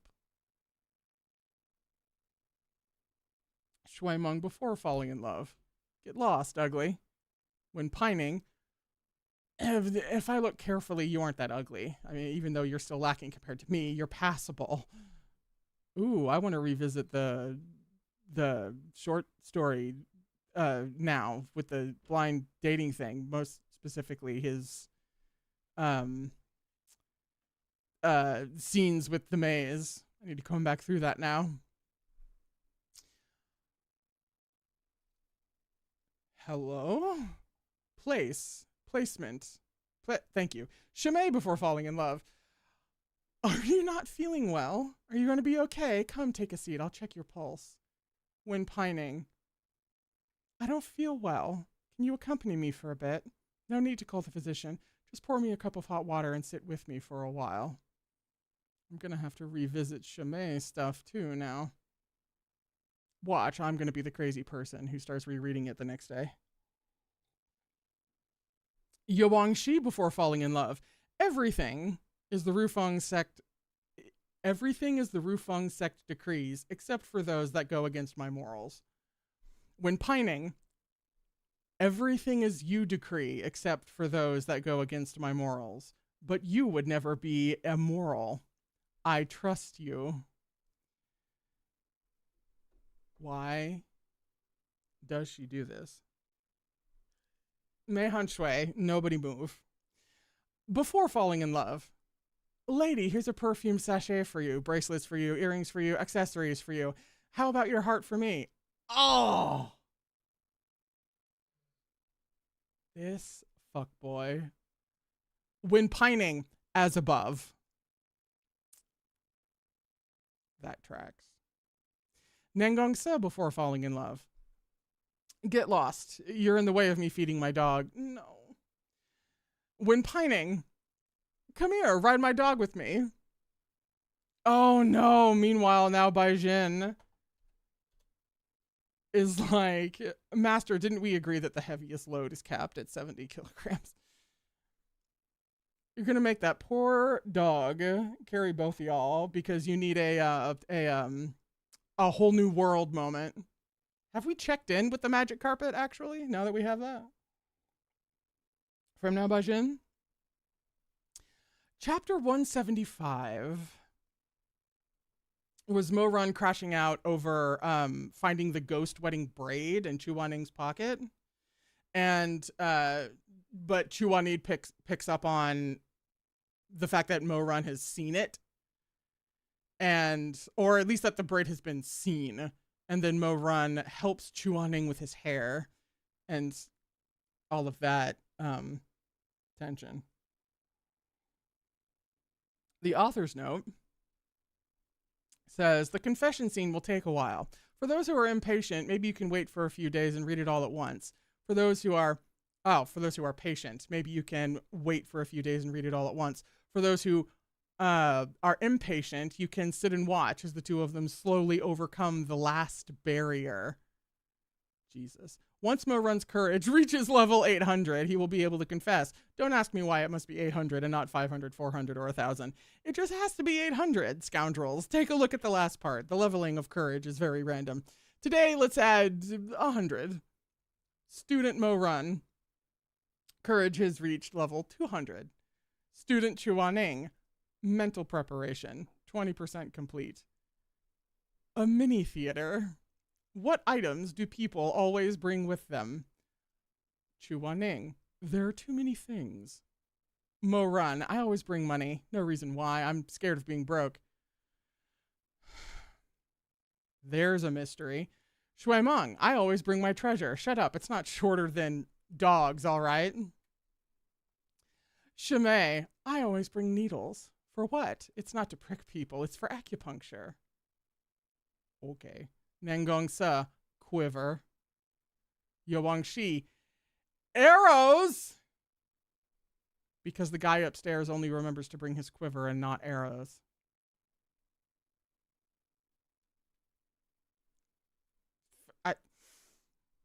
Every time they come up in mini theaters, she just wants to blue screen me. Mei Han Shui, all kinds of tokens of love. Meat Bun, steel helmet. I'm afraid of getting beaten. Oh no. I need to do a bunch of research into Meat Bun. Actually. Chapter 190, where Mo Run was jealous to find Shui Meng tending to Chuaning while Chuaning was in seclusion. So, it was that time, and I believe this was when they started coming back around to like the actual friendship. I think this kind of forced the issue. Feel free to correct me. Mini theater. What should you do if someone is angry? The question. What should you do if Chuaning is angry? Mo Run 0.5. What is there to be angry about? What right does he have to be angry? I'm the one who should be angry with him because he doesn't like to speak in bed. What a joke. Mo Run 1.0. Get Shimei away from him. Who can live when Chuaning's angry? Mo Run 2.0. I'll never let Shizun get angry. Shui Meng. I'm doomed. What did I do wrong? I'll make amends immediately. Shimei. I'll also never make Shizun angry. Copycat. Question. What should you do if Mo Run is angry? Chuaning. I don't think he has ever been angry. 0.5. Mo Run 0.5. Fuck you. Have you forgotten about my existence? Shui Meng, stupid dog, just give him a scolding. Shimei, just try to pacify him well. I'm on fire. Question, what should you do if Shui Meng is angry? Chuaning, isn't he angry every day? Mo Run, isn't he angry every day? Shimei, isn't he angry every day? It's the homosexual repression can make people a bit, testy. Question. What should you do if Shimei is angry? Chu Wanning, he knows how to be angry. Shui Meng, he knows how to be angry. Moran, yes, he can get angry. Today in the story, I made him angry, but I don't know what to do. I don't know how to pacify people. He doesn't know this yet. You can't pacify Shimei. I think we only have, there's only a couple left. Chapter 210. Mo-Run sews the handkerchiefs for Shui Meng and Shimei so that the only one that has been made directly by Chu Wanning for his disciples is the one that Mo-Run has. And Mei Han Shui pisses off Shui Meng. I realize that alone doesn't narrow down chapters, but fortunately we know that it's chapter 210. Author note. In brackets. Shui Meng is straight. Mei Han Shui. I don't have a leg together with Shui Meng. Translator's note. To have a leg together is slang for having sex, the leg being a reference to the male sexual organ. Deep breath. Jiangxi. There is no possibility of me being together with Shui Meng. And yet, they'll find themselves on a date anyway. Mo-Run, Shui Meng and I together is similar to seeing ghosts. Ow. Chu Wanning, Shui Meng and I... Pardon. Shui Meng and I together have no future. I would kind of low-key kill to hear him elaborate on that, but then also... The idea is so... Like, my brain simply can't go there. It just will not. So I'm curious but terrified. Shimei.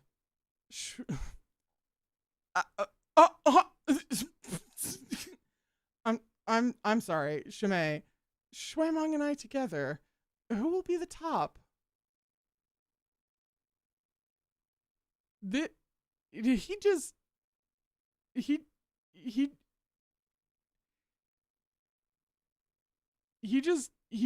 just outed Shimei's bottomness. Shimei outed Shui Meng's bottomness. I'm so shocked. I'm saying the wrong name. Shui Meng outed in the author's notes. Everyone. Oh shit. Nengongsa. Shui Meng isn't beautiful enough. Shui Meng, have you all considered my feelings? Yes, actually. Half the people on this list probably know your feelings better than you do. That's not saying much, but it's fact. Chapter 230, and I believe the last one, was where Xu Shuanglin kills himself with the shards of Lo Fenghua's broken core, and like the array shifts into that unknown formation, and no one has any fucking clue what that's supposed to mean. And Chu Wanning gets literally stabbed in the back by Hua Binan. One or two things happening in chapter 230. Author's note. Regarding the problem of people not understanding the difference between Lo Fenghua and Yuang Shi. Ooh, settle in. This is a download. There's a couple of paragraphs. Wang Shi's demeanor in front of others and her demeanor in front of Nangong Se, Xu Shuanglin, is very different. This is also the reason why earlier some people felt puzzled about why Yuang Shi was so soft and gentle. In front of those she likes, those she is close with, naturally, she has her feminine side. She is not a masked person fixed with the label of a gentleman. Speaking further of Lo Fenghua, the Lo Fenghua spoken of by all outsiders was always polite and respectful and restrained in action. But the Lo Fenghua seen now is able to be shy and embarrassed, inarticulate and hesitant, similarly so and gentle in demeanor. Why? One reason is because of age. The Lo Fenghua in the memories that everyone got to see was when he was quite young. When the cultivators in the text thought they were similar, that was because these cultivators understood him, and due to his experiencing 2 rounds of revolt within the sect, in the end himself became the sect leader of the Rufeng sect at a mature age. If, at the earliest green youth, Lo Fenghua already had some of the air of the sect leader he would become, and he being a person who had yet to see the world and who was born in poverty, then I think it would be entirely illogical. The second reason is because the Lo Fenghua in the memories is seen from the point of view of Xu Shuanglin, and when dealing with those most intimate and close to him, Lo Fenghua, like Yuang Shi, would have a relatively relaxed attitude, capable of crying or laughing or being sad and gentle. Of course, when being the sect leader in front of everyone, he could not look around with round and wide eyes with a confused yet good-natured expression. If he used the attitude which he had with his disciples to meet the guests that came from all around the world, this would be as though waiting for the Rufeng sect to be slaughtered like sheep. Therefore, before Xu Shuanglin left, Lo Fenghua was this kind of soft shizun. After Xu Shuanglin left, Lo Fenghua was the sect leader who everyone proclaimed to be bearing the air of a gentleman. Similarly, before Xu Shuanglin's revolt in his life, Yuang Shi was seen by everyone to be a gentlemanly young master. Later, Xu Shuanglin revealed his true self. The Rufeng sect was destroyed, Nangongso fell into hardship without anyone to rely on, and Yuang Shi again became a gentle and soft woman willing to stay by his side and help him. He changed from soft and gentle to resolute and steadfast. She changed from resolute and steadfast to soft and gentle. Their lives are but in reverse. Because they are side characters, I will not write every stage of them in detail, and even more so, am unable to give every detail of how they are perceived by everyone. Many a times, these kinds of side characters are left blank to allow everyone to comprehend them on their, did I not, I think I missed the last word. My guess would be on their own merit. Oh, I would have. Well, no, that's not true, because I'm so deeply averse to spoilers that I would not have wanted author's notes on the first read through. However, I am absolutely going to have them on my, I almost said rewatch, my reread, whenever that happens. Like a year from now, whenever that happens. I am totally going to be armed with all of these author notes, because I think, as I counted them out, I think there's like 20 something here in total or something around that. And even though I don't think there are author's notes with literally every chapter, there's still 311 chapters. And this all amounted to like 6,000 words, and I think the grand total of all her author's notes is like 20K or something like that. Like, it's nuts. And I will 1000% be armed with author's notes when I reread. Oh, and then the timeline. There's a couple of paragraphs on timeline stuff. So now that we are done with the author's notes, I'm just pulling up. Oh, perfect. And even then, this post in and of itself has also been apparently shortened a bit and truncated. So after we get our brains blown out, I presume, by timeline chat, I'll check the Google Doc and we'll do the giveaway before Rex. This is a very long Weibo post. Only with patience can you finish reading it. Meet Bun's explanation with regards to the questions about the souls of Mo Run and Chua Ning. She encourages and appreciates plot-related discussions, but would like for readers of Erha to stop quarreling over differing opinions and interpretations to the story. Note, please do not bring the drama's adaptation or rumored plot into it. This is a whole general post that of the fan translation. Erha is a long story with many details, including several changes after editing and revisions, because there's a lot of letters there that I do not know. Some people might have only read the incomplete versions or listened to hearsays, sweep through it, read partially without completing it, or didn't read it carefully. It's also incredibly long. Here we are. Regarding Mo Run's soul, 0.5, 2.0, 1.0. I not have the chat in front of me. Hang on. Let me separate it so I can keep tabs on you guys. Let me pull that over here. There we are. There you are. Hi, guys. Okay. Much better. Thank you.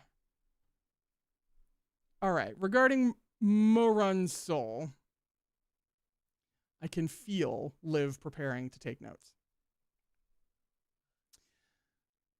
This differentiation was mentioned in the author's notes at the beginning as a joke. Author's note. Reply. Essentially, it represents the 3 phases in Mo Run's life.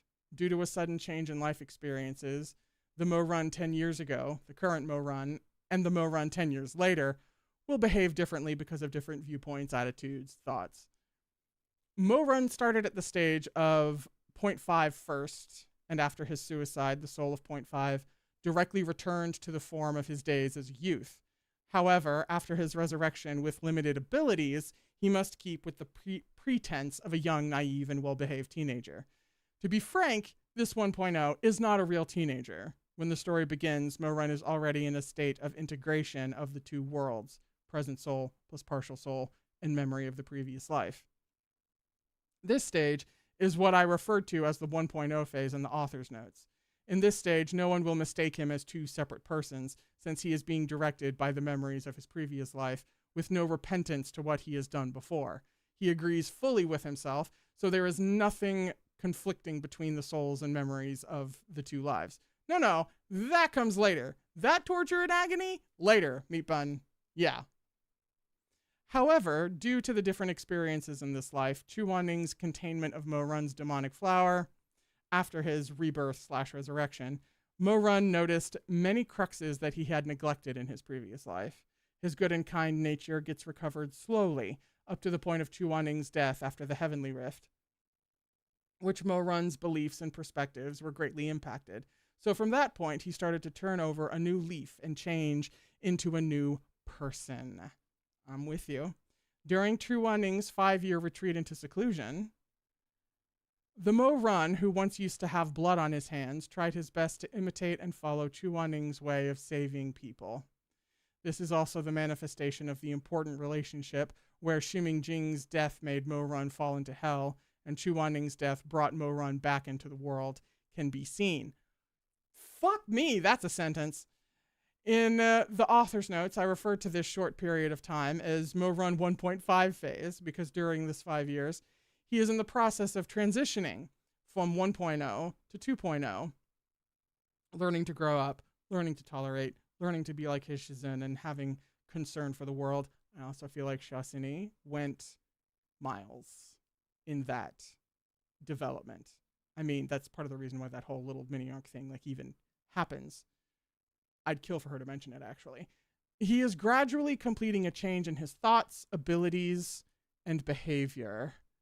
Let me get to... I'm looking at a post I have to click through. 5 years later, I'm making sure I have it in the right order.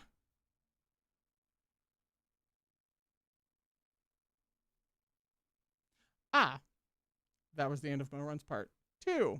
Regarding Chuaning. The souls of Chuaning in both lifetimes fused into one body. Yes. The present Chuaning always has the remnant soul of previous life in his body. Not only did he, Chufei, divided a half into Mo Run, but also to himself of the past. I'm actually following this. This is wild. which was why the old dragon can see an image of Chuaning and Mo Run in the Jincheng Lake arc. In the underworld, Mo Run also found the remnant soul of previous life's Chuaning before he can find the other fragments, and that allowed him to bring Chuaning back to life. This shows that the remnant soul of the previous life plus the soul of the present life is the complete Chuaning. In Mount Longshui's / Dragon's Blood, the half remnant soul in Mo Run was magnetized by the other half in Chuaning's body. This is new information. And the pulling force of the two remnant souls removed the demonic flower completely. With the flower gone, that half of Chuaning's remnant soul within the body of Mo Run through 2 lifetimes finally returned back to Chuaning's body. Hence the souls of previous lives, Chuaning, is pieced back together, and present life's Chuaning received all memories of the previous life. I remember that happening. So because of misunderstandings, some people think that Chuaning's soul of his previous life is gone. I will re-explain it here. That's interesting. I don't think I ever had the thought that they were both gone. I feel like my general impression was integration. Chuaning can remember all the memories precisely because of the complete return of the souls of his previous life. After Mount Longshui, previous life's Chuaning did not disappear. Instead, with the remnant soul within Mo Run, he has entirely merged and restored his soul. In the story I've set, as long as Mo Run has the souls of 2 lifetimes, Chuaning will certainly have it too, because the soul of Mo Run in the previous life cannot leave the soul of Chuaning in the previous life, and vice versa. My reason for not expressing the difference in Chuaning's state of mind and personality so explicitly is because Chuaning is a person, regardless of which lifetime. His heart is firm, persistent, and his morals are unchanged. So the fusion of his soul is very smooth. There will not be denial of any particular souls happening for him. Well, that explains the combative souls, really, of going on in Mo Run. The 2 of them, in the end, souls of both lifetimes, are within one body. No, got it. I'm in the right place. Was I? Yes, I was. The 2 of them, in the end, souls of both lifetimes, are within one body, which is why, in my opinion, Hua Binan and Shimei are not one person, but for Mo Run and Chuaning, they exist as the same person. This is because, for Hua Binan and Shimei, whether it's the souls or memories, they did not merge together. Meanwhile, for Mo Run and Chuaning's souls and memory, they crossed and spanned through the 2 lifetimes. If any is missing, it will be incomplete. I cannot let Chuaning have the soul and memories of the previous lifetime while Mo Run doesn't have it, or vice versa. That will be too painful. Their souls and memories contain all the journeys they have traveled together and all the suffering they have experienced. Neither of them should be deprived of any of their memories and souls. The souls of their 2 lifetimes, either they will live together or die together. They will accompany each other for the rest of their lives and leave the world together in their deaths. Jesus. Meat bun. I think there's another... Yeah? Oh, was that page 2? With the way it's broken up. And then it starts with Chuaning. Thank you. Wife here, helping me out. I was going to hop back to this page, but like with the way that it started, listen. It's Twitter displays are wild. Hopping back over to Mo Run. 5 years later, Chuaning is out of seclusion. Mo Run becomes Mo Zongsha, and his transition is now completed.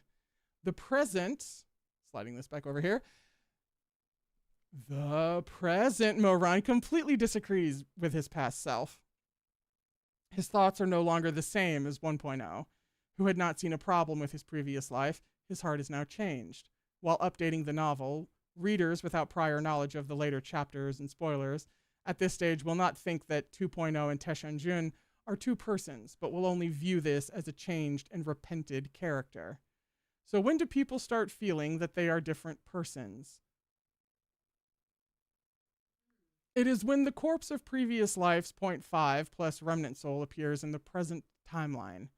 When being in comparison, it will give everyone the feeling of, why is there such a huge difference between both, making people feel that they are not the same person. However, that is the past of oneself. Many people will experience a change in thinking, but you cannot say that with a change in thoughts.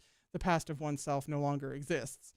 One of Erha's themes is change, and the hearts of people are not static. Sometimes a choice leads to two very different lives.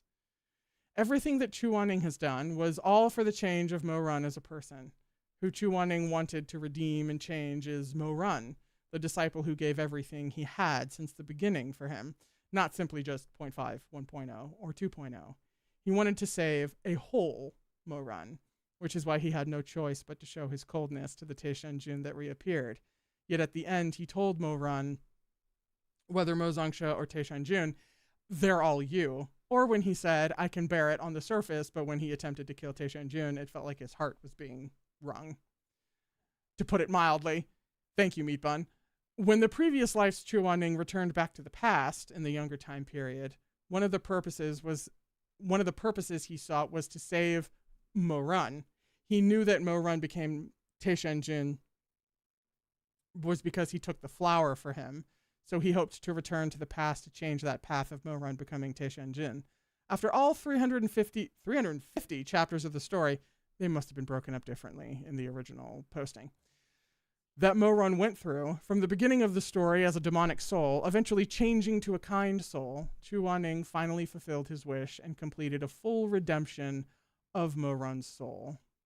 Therefore, he saved Mo Wei Yu as a whole, one that not only experienced the previous life with him, but has also gone through this life with him.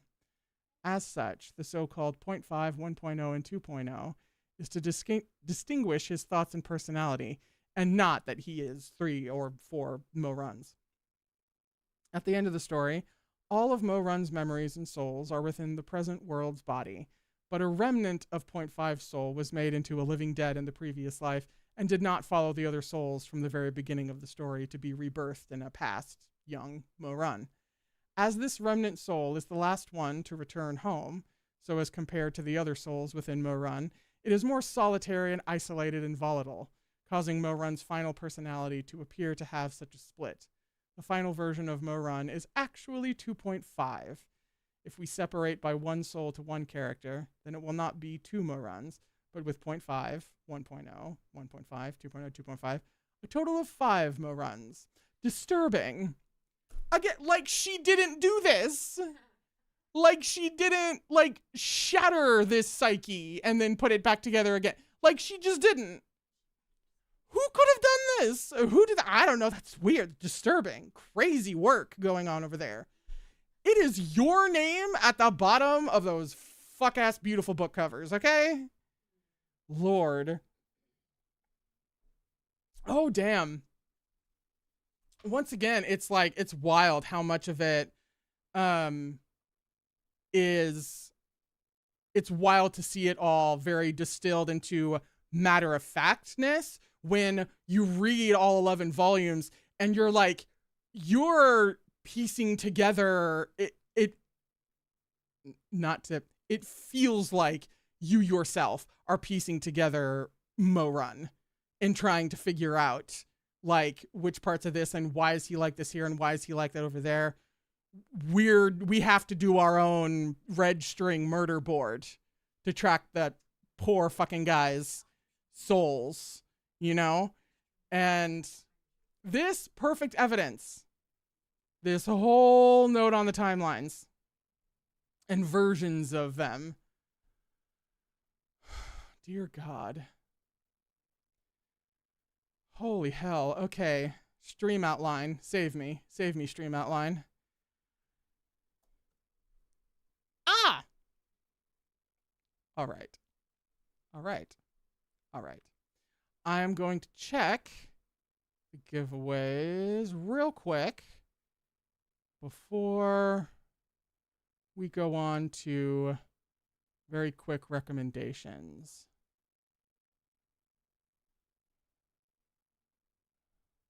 Alrighty, so actually, Jamie is walking away with book 1 of Captive Prince. And QWERTY, who I know you, is walking away with Thousand Autumns, volumes 1 through 4. And rather unsurprisingly, I thought this may happen. This is a bunch of Erha people. The odds that they already have volume 9? High. High. Which is fine. I could actually, you kind of know how I spread the gospel of Captive Prince in other, stream. Totally going to do that with Erha. There's going to be something that's just relevant enough in some way to where I'll be like, hey, let me do a giveaway. Or helping someone complete the collection. It will find a home. It's volume 9. I mean, it's Erha in general, but it's volume 9. It must find a home. No. Yeah, no, yeah, that's the whole nobody signed up for volume 9, and I'm like, this tracks. I half expected this to happen. I'm like, everybody probably already has a copy, but just in case. So yeah, that's my backup for giveaways in general. It's like, here's what I have, here's what I can give away today, and then if I don't, I just get to give it away later. It's a beautiful thing, to be honest. Giving away volume 9 is mean? I know! Of all the volumes to wind up with an extra copy of, and it's volume 9. That's rather fitting. Okay.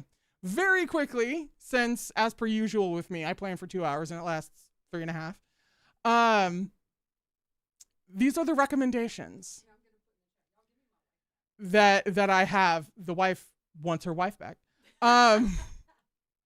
I'm going to go through these recommendations with very brief reasoning. So, everybody, you better be writing these down. Because then after, obviously write down the ones that are interesting to you. Because after I get done with my list, I'll give you guys a few minutes to toss recommendations my way as I look up poll results for other polls, stuff that has come in. Like, who won the big tournament? I need to find this out.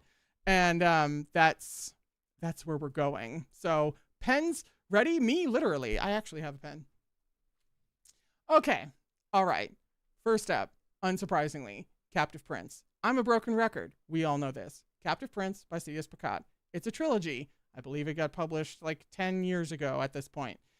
You need to read it. You just simply do. If you're sitting there and you're like, Jesus Christ, she will not shut up about Captive Prince, and I'm an Erha fan. Fantastic. You know what makes me shut up? When people read Captive Prince.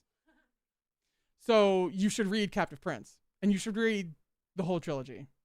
If you've read the first book of Captive Prince, you haven't read Captive Prince. So just go read it. Write it down.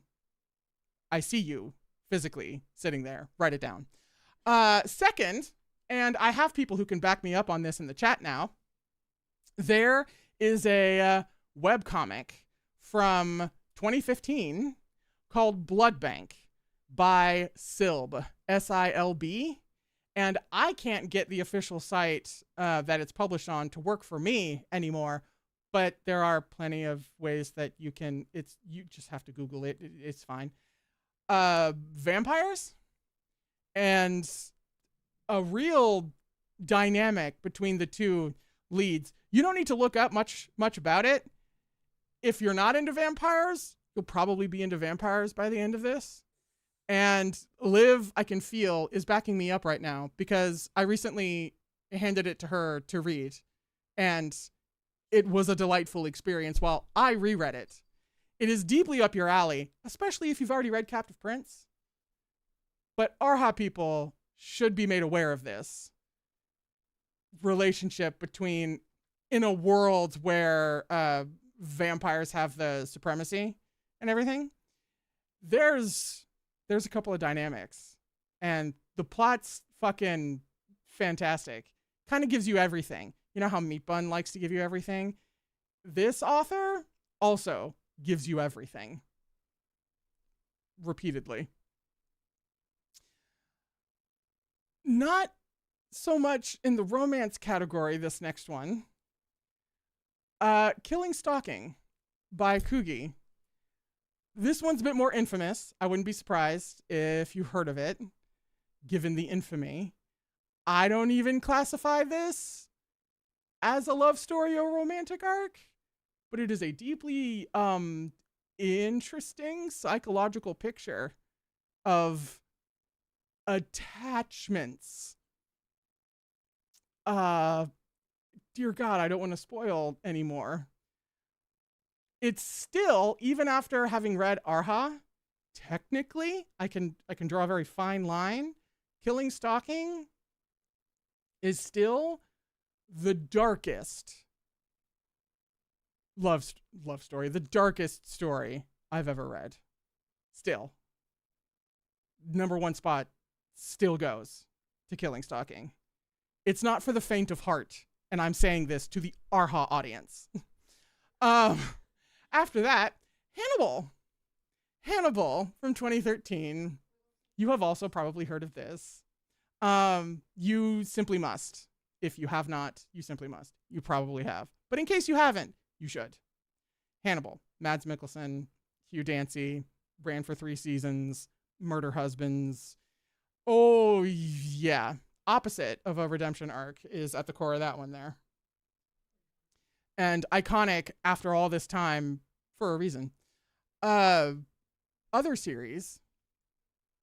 The 2018 K-drama The Guest is a horror series that has some extremely dark shit happening, but is thoroughly fucking compelling as a crime drama and mystery on top of that. You should be watching that.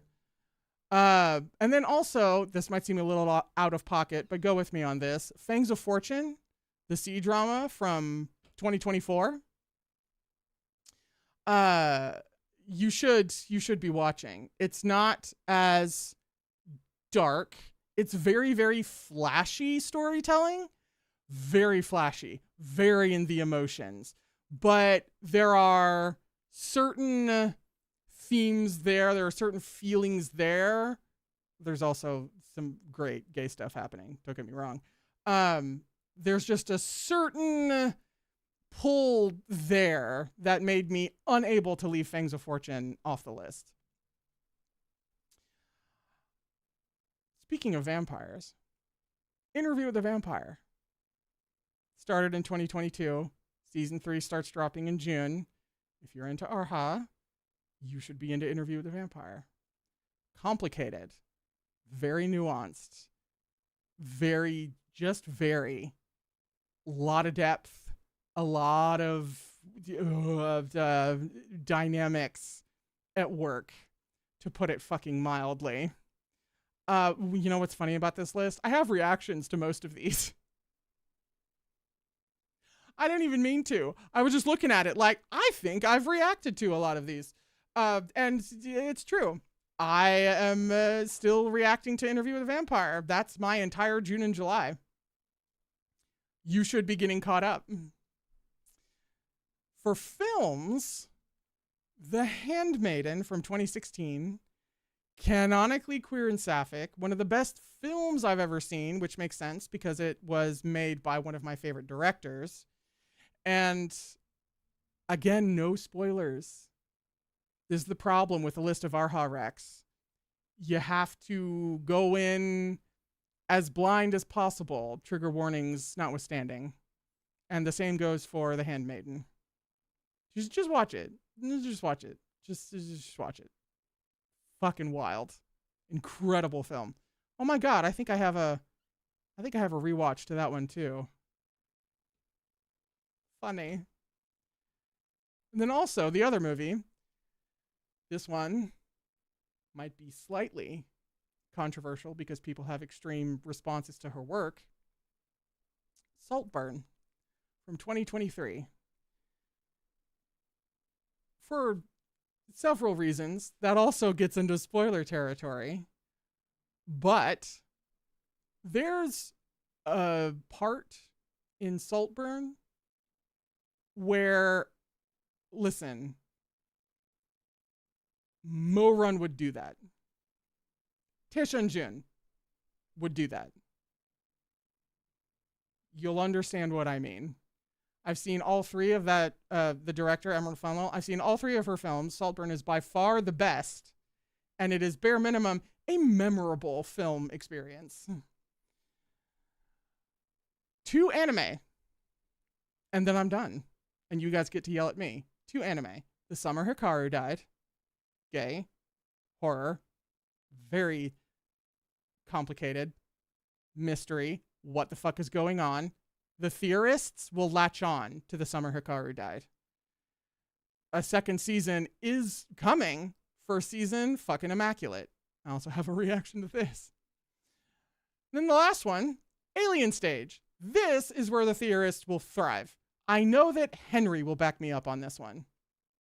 Alien Stage, dark as fucking hell, tragic as fucking hell, gay as fucking hell, really, and the murder boards. You need multiple. I reacted to Alien Stage, I believe, as a commission, and then I went on to make several lengthy videos parsing through all the other extra content and like extra official content and trying to piece everything together.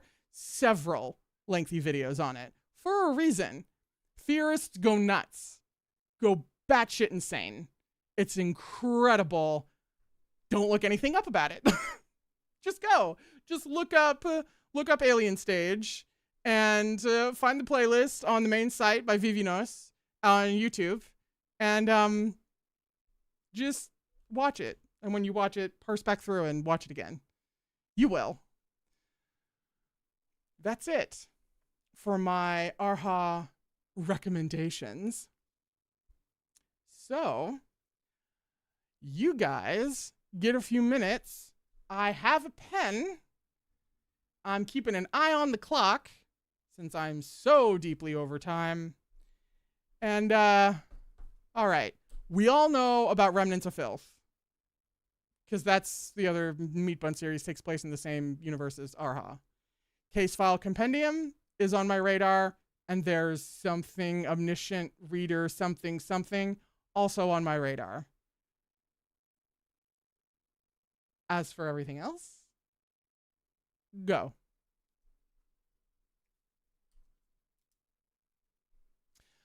Kaleidoscope of Death is actually sitting on my shelf. Well, not all of it. I think there's going to be 6 volumes total. There's now 4 because I've just been gifted them. I didn't even have to put them on any wish list or anything. They were just given to me for a subtle, not subtle bribe. And it'll be voted on in late June.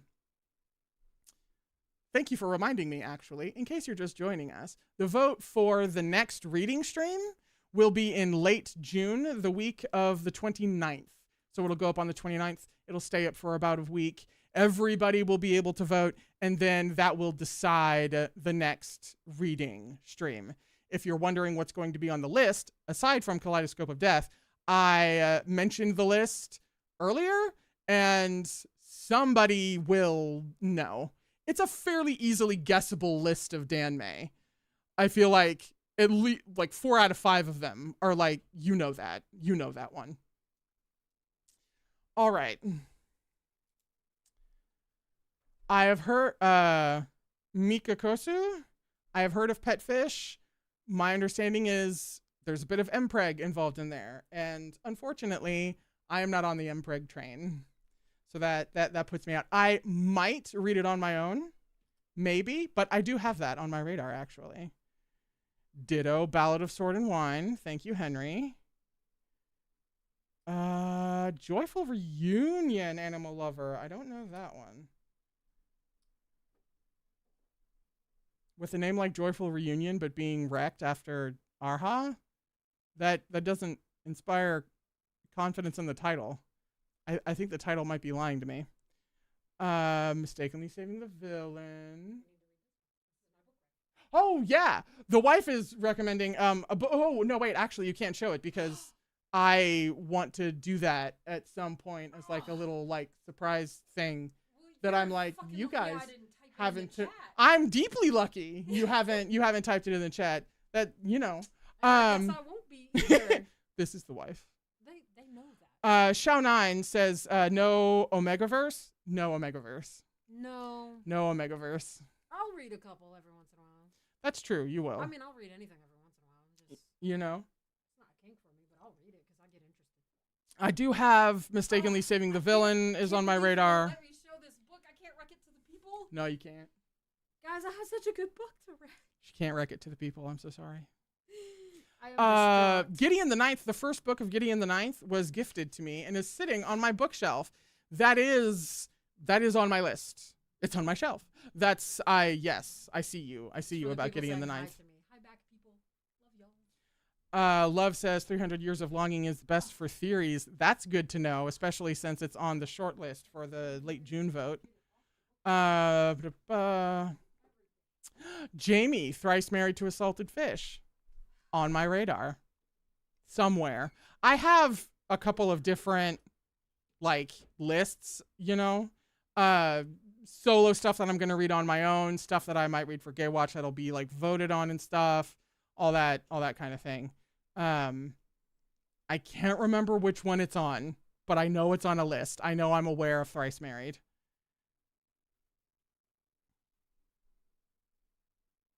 Ooh, Ruby's Rouge recommended something called The Beauty's Blade. And apparently it's for the lesbians.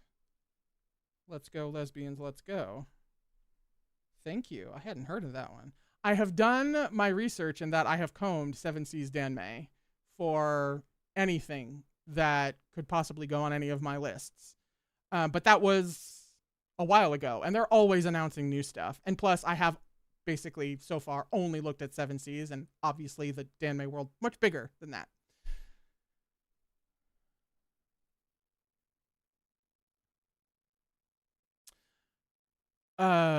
The Beauty's Blade. Baiha? God, I hope that doesn't mean sapphic, because I've never seen the word Baiha, and I would hate to have been ignorant of what is just the sapphic version of danmei. Chinese Yuri. Yeah, shame on me. I have one job, man.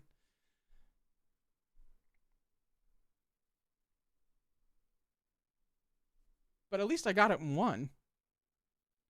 Legend of Exorcism, Chris read. I might have that on my list, but I'm writing it down just in case I don't.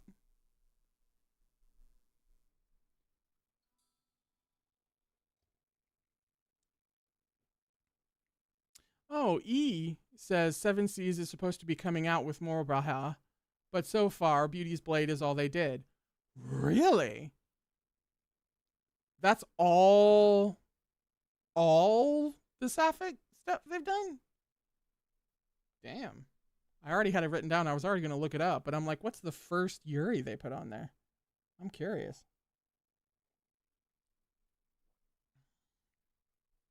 Oh. Chat was lagging behind for me. There we are. Excuse me. Speaking of polls, actually, hang on. Couple more minutes. Any last recommendations? Henry said White Cat's Divine Scratching Post. More comedic and lighthearted, but similar dynamic to Erha.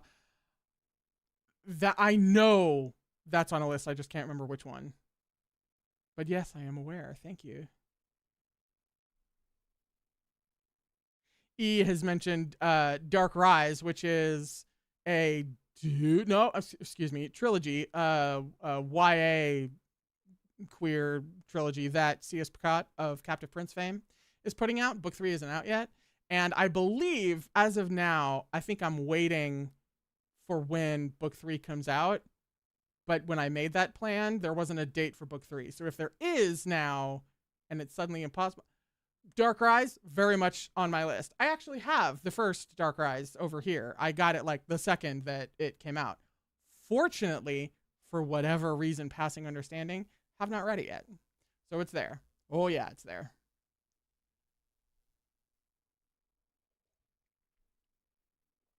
Uh,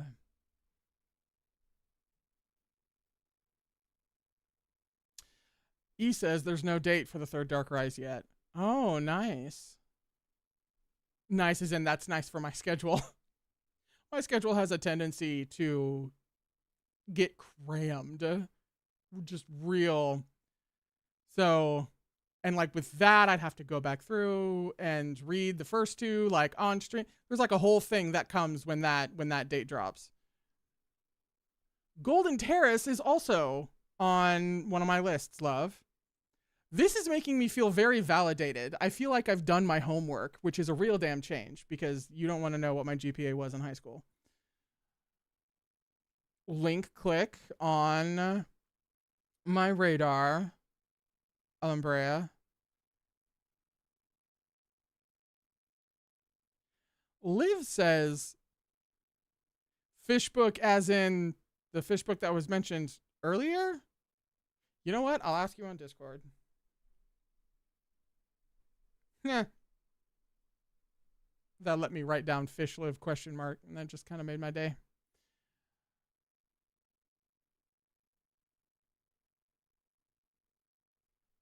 Beach lasagna. I'm never going to get tired of saying that. Rex Little Mushrooms. And I literally just heard the title of that like last night, and I hadn't had a chance to look it up yet. It kind of just passed right by me. I was in the middle of getting ready for stream stuff, so it just sort of went, whew. Now that you've wrecked it, though, I'm going to go actually look it up.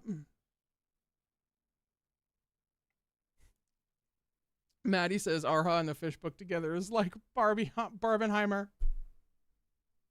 Oh, shit.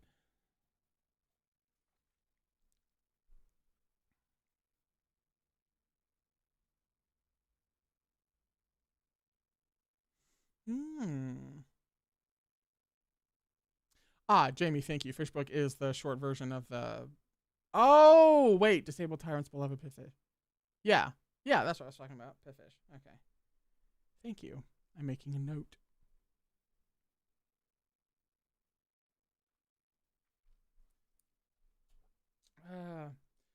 Alrighty. As we wind down with Rex, we are now beginning to wind down for the stream. So I have a number of things written down actually, but thank you so much. Thank you so much for all of those Rex. How could a Rex swap not be part of a reading stream? Book chats have devolved into Rex swaps on more than one occasion. It simply had to be here. It would not be a goodbye to Erha without trying to figure out how we're going to fill the void, so to speak, without the absolute unit around. Winding down, there are two things left. An announcement and a little final thing. Goodbye to the stream, you might say. Something that I want to say, that I have written and will read. But right now, an announcement. Okay. First of all, don't panic. As I'm talking, it's gonna sound like one thing is happening, and it's not gonna be that thing. I don't want to send you guys into a panic, so don't. It's fine. It's totally fine. You don't, nothing bad is happening. All right? So just don't panic. Okay? You promise? Okay. I didn't count on reading streams being a thing for this place. I read Modao Zusha because I reacted to the Untamed. And that was such a, that was the first launch that Gaywatch had. My first kind of big break was the Untamed. So I was like, Absolutely. I didn't even start reading Modazusha on stream. It was more like a read along.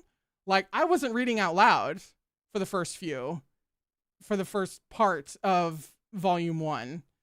And then I started reading out loud because they just didn't work that way. Why I thought it would, I don't know. But it was just supposed to be Modazusha.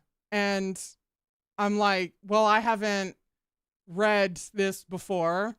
Kind of who's going to want to watch someone read and react at the same, but whatever. It's Modazusha. I'm a slut for Modazusha, okay? I'll do anything for Modazusha, all right?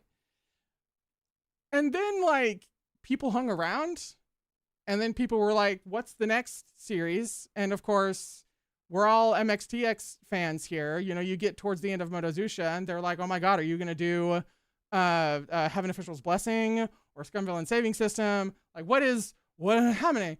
So then, before I knew it, I'd read all of MXTX's stuff, and then like a couple other things as I went, and then I was like, well, here's a vote. What am I reading next? Then it was like Erha, and then I started reading other things and breaks of Erha, and like all of a sudden, here we are. And the thing about YouTube is that YouTube viewers and also YouTube as a site really likes focused channels. They really, really like going to one channel for one very specific thing. And there's a little bit of wiggle room in there. But when it's something like reactions, which are shorter videos and just come with a whole other different thing, and they are videos, they're not streams, versus reading live streams, much longer streams, first of all, and it a whole other, I've kind of had 2 channels in one for a while. And with the way that YouTube works, when you do that, it kind of hinders both channels. And in a variety of boring YouTuber algorithm stupid ways, it doesn't help. They don't help each other. So the Erha streams were the last book-related streams on Gaywatch. And this is the last book-related stream on Gaywatch. Because I'm starting a second channel called Gaywords. Hopefully, if YouTube didn't screw me, if you scroll to the bottom of the description of this stream, you'll see a link, but it's Gaywords. Literally nothing's there yet, but that's where we'll be reading and book chatting from now on. And the June vote for the next series will still happen on Gaywatch because Gaywatch is where everybody is. But the next reading streams, the next book chats, all of that will be on Gay Reads. And it is there, and it is waiting for you to hop on over there. The YouTube members who are here, because the YouTube membership for Gaywatch basically exists to let people support the channel on YouTube and then also have access to book chats. You'll still have access to book chats. Don't worry about it. You won't have to have 2 separate memberships or hop from one to the other. If you don't want to move nowhere, you're fine. Don't worry about it. But from now on, after I say goodbye on this stream, that's it for books on Gaywatch. Because there's Gaywords. So it really is the end of a lot of things today. Erha book streams. It's an ending and a beginning and a whole other thing. Functionally, for me, not much will change. I don't plan to have big changes to schedules and everything, and it'll Tuesday, Thursdays, like, you'll just have a separate place to go for when I read books and a place when I watch stuff and do video essays on stuff. That's it. 2 channels now. I will be a 2-channel YouTuber. I'll be one of those bitches. Gaywatch and Gaywords.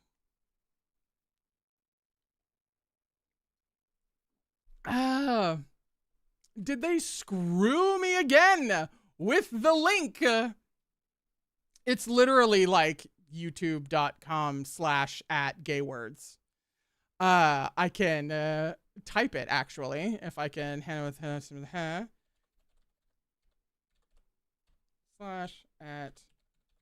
/@gaywords, all one word. It is there. I'm actually going to pin that now that we've talked about the giveaways. It is pinned for you to go follow and subscribe to. And of course, there's nothing there, so you can't just search it. So I'll leave that pinned, which will take some discipline because we all know me. I love pinning a comment, but I'll be responsible and I'll leave that up there. All righty. I am very, very excited to have one whole place for gay words. I've actually been putting that off for a very long time. And it wasn't until like recently where it's become so apparent that we just need to be two different things. We need to be two different things. And you know what I realized last night? Well, one, in case you didn't know, I literally share the exact birthday with the May twins. They're not just Geminis, which was already exposing. No, their birthday is my birthday, June 12th. And I just realized that I'm pulling a May. And I'm actually just two different channels at this point. That's what I was thinking about last night as I was prepping for the stream.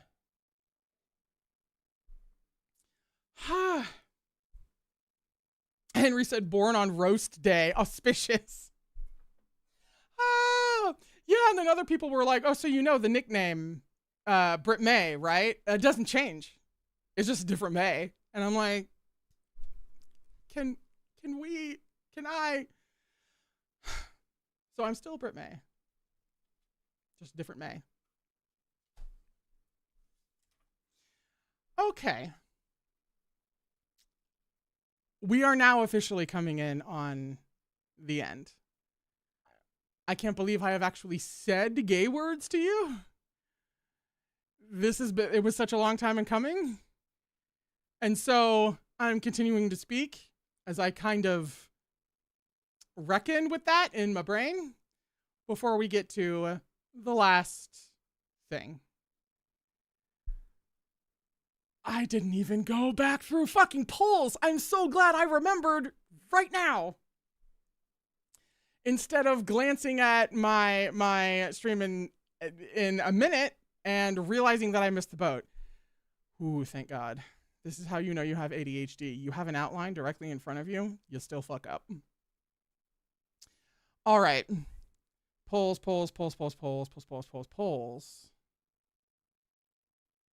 Meat Bun's biggest troll. The winner. No. There was a 3-way tie between the Shuemeng Jengshe date, Jack Ma, and the Golden Pillar. You are kidding me. We can't get away from the spit roast. We just can't.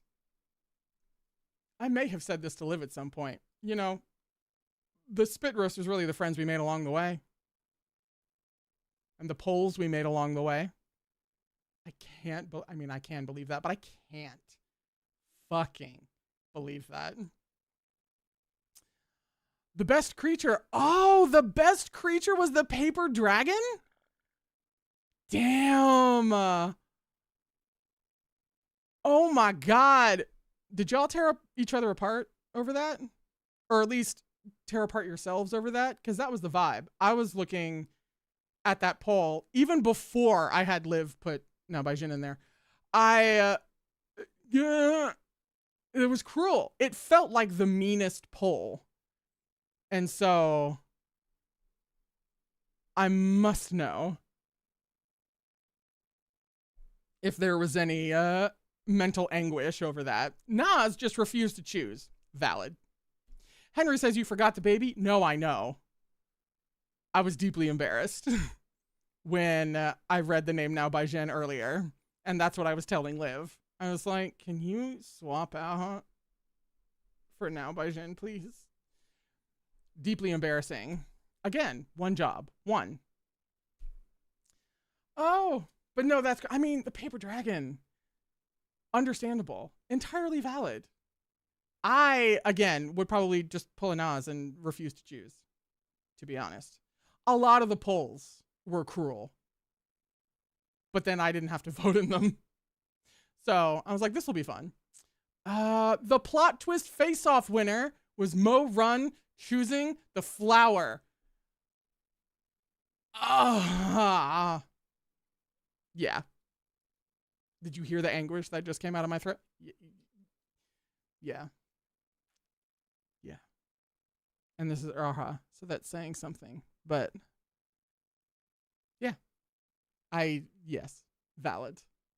I support this decision. Was there...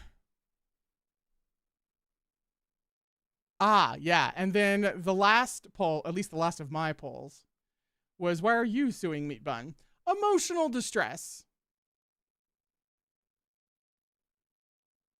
I'm suing her for multiple reasons, actually. I'm hiring a lot of lawyers and suing her for multiple different things and multiple different crimes. But if we're all going to come together in a class action lawsuit, emotional distress should be the claim. Agree. Hard agree. Now, I saw a sneaky poll in here because I, with zero sense of self-preservation, told Liv that if we got to the end of my polls, that she was free to ask her own. So I saw a sneaky poll up here, but I cannot find it. And so if you could drop the whole poll, since I don't know what it is, if you could drop the options and the results for me, Liv, real quick. And also, how many times was she sneaky? Are we just talking about once? Or is there other are there other sneaky instances, which I entirely brought on myself?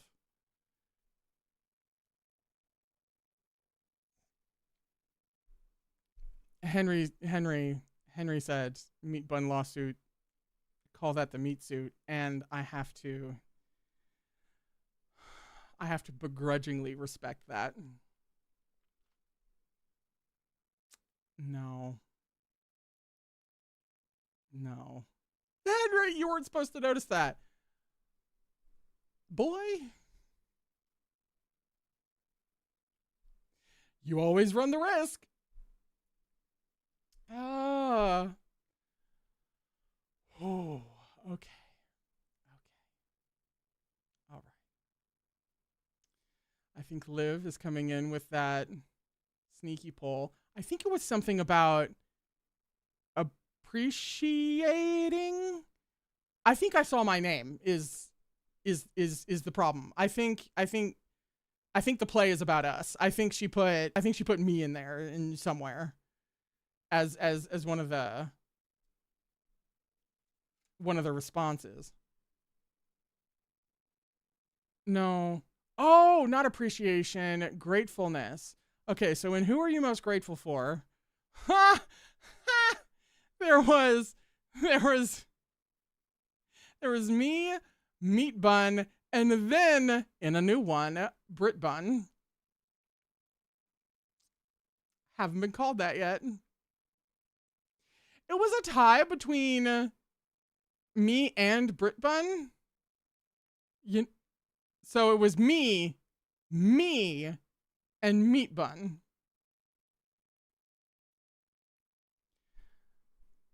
It feels like another 3. I don't want to say it either, but it's right there.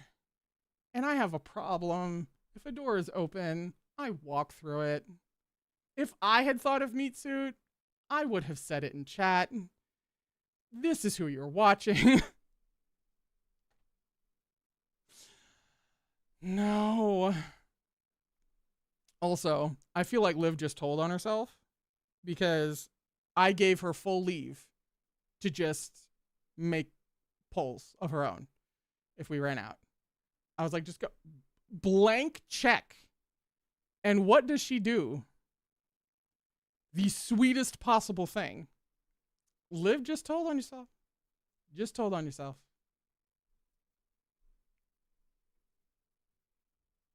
You could have done so many things. And she was an absolute fucking sweetheart. Okay. Now's when we all get to cry.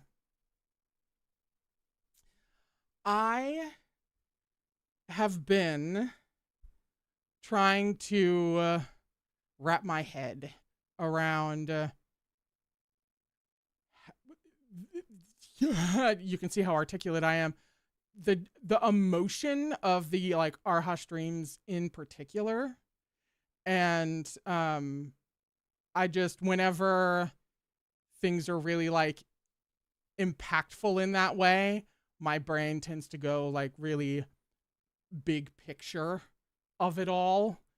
And that's when I'm the most prone to like Aaron Sorkin monologues.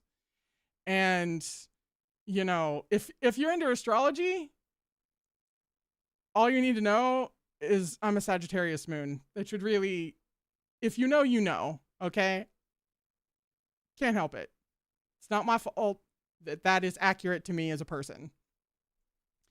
So I have written a little last statement for you that I really wanted to say for such a big stream for me in announcing a second channel, ending something that took almost 2 years for me to do, and something that resulted in such a, again, like I said, Captive Prince really, like, the shift happened with the Captive Prince streams, and then the rest of the Erha streams just really took the baton and ran with it. So I have a thing that I'm going to read. And obviously, I have not memorized this. So I will literally be reading. And that will segue right into the end of the stream. I've ran out of drink, so I'm just gonna pour that real quick. And this stream has been a real fucking blast. I can't tell you. When I say I worked all week for this stream, I worked all week for this stream. I was supposed to be doing other things. I didn't. I just worked on this stream as a thank you. So,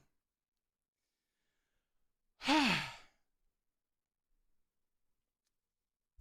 going to go full reading moment here. Starting with a question, though. If someone told you their YouTube channel was in the top 5% across the entire platform in terms of popularity, how many subscribers would you guess that channel has? So, like, if you ask someone, how big is your YouTube channel? And they said, oh, I'm in the top 5%. How many subscribers would you think they had? Toss me some guesses in the chat. I'm deeply curious. The top 5%, like, of YouTube, period, globally. Ha! Beach Lasagna was like 100 million. Shao9 said 1 million. E said millions. Zareem said 10 million. Liv said 100 million. Like Beach Lasagna. Ninan said 10 million. So Gaywatch recently passed 16,000 subs. So I'm not in the top 5%. I'm in the top 6. YouTube success doesn't look like 1 million subscribers. It looks like me. It looks like us. So I'm going to say some stuff and take this seriously, ignoring all those little voices that look at 16K and think it doesn't warrant gravitas, because I'm 94% certain that my channel is bigger than yours. Everything about who I am and what I do is minimized by the country I live in. Content creator, cringe. Reaction content, lazy. Writer, easy. Woman, weak. Woman who isn't skinny, pathetic. Bisexual, fake. Over 30, used. Romance fan, cringe and pathetic. Shipper, shallow. Those opinions were around when I started Gaywatch in 2020. They're around today. They'll be around tomorrow. I get chalked up to meaningless by a lot of people, especially in creative and ambitious fields. And if I know anything about you guys, I know at least a few of those categories apply to you. And then on top of all of that, other factors pile on. Being cool is back in fashion. Apathy, disaffection, snark, judgment. Oh, this makes you excited. Oh, you're emotional about this. That's not cool. You should be detached and above it all like I am. Ignorant opinion is rampant as always, but encouraged by social media's demand for trendiness and snap judgment. A list of trigger warnings, without story or context or plot details, single-handedly justifies pitchfork-wielding villagers in labeling the author and anyone who enjoys her work as sick or abusive or damaged.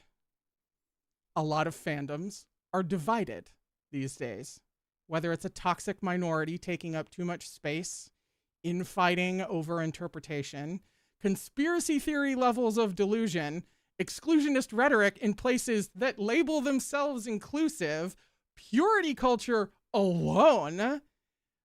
There's a lot of noise. But this is louder. You told me about Erha. You voted for Erha. You gifted me every single volume in an 11-book series. You showed up to streams. You took care of each other. You stuck around for 2 years or even just the past couple of months. You and I did this. Fuck everyone else. We came together to share every emotion a story made us feel, and Erha makes you feel every emotion. Because of the friendships you made and the time we spent investing in this experience together, one of you sent someone else in a completely different country a birthday cake. This has impact. People judge romance, reaction content, and explicit stories because they don't see the catharsis underneath. And that's sad for them. But at the heart of all of my excitement and jokes and hot people and screaming, it is that catharsis that I believe in. Elitists wonder why everyone's so worked up over a stream hosted by someone they've never heard of. Cynics see any YouTuber and assume the authenticity is hypocritically manufactured. But if you were here for any amount of time, chatting, theorizing, lurking, laughing, crying, in real time or watching the videos, you know why we're emotional today, no matter how irrelevant it seems to anyone else. And in any given stream or video,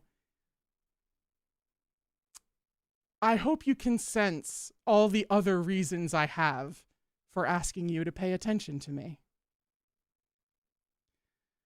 I have a specific love for dark fiction and happy endings for a reason.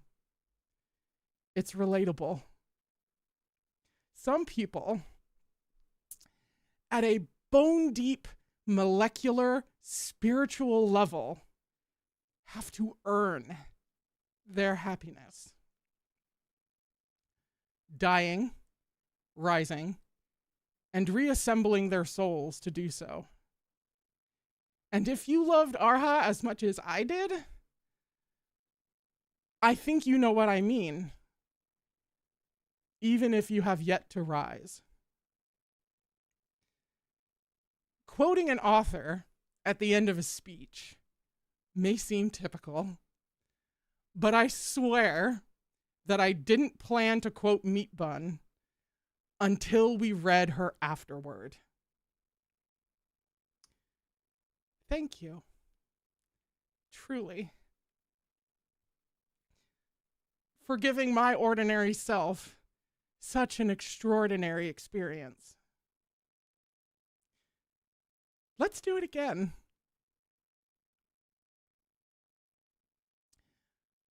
That's it. That's our show. Thank you for being here. Thank you for subscribing to Gay Words. Tell your friends you know a place where fandom is fun. Usually. I'll see you here at Gaywatch for Interview with the Vampire in June. I'll see you on Gay Words for the next reading streams. And until then, please take care of yourself. For fuck's sake, take care of yourself. I love you very much.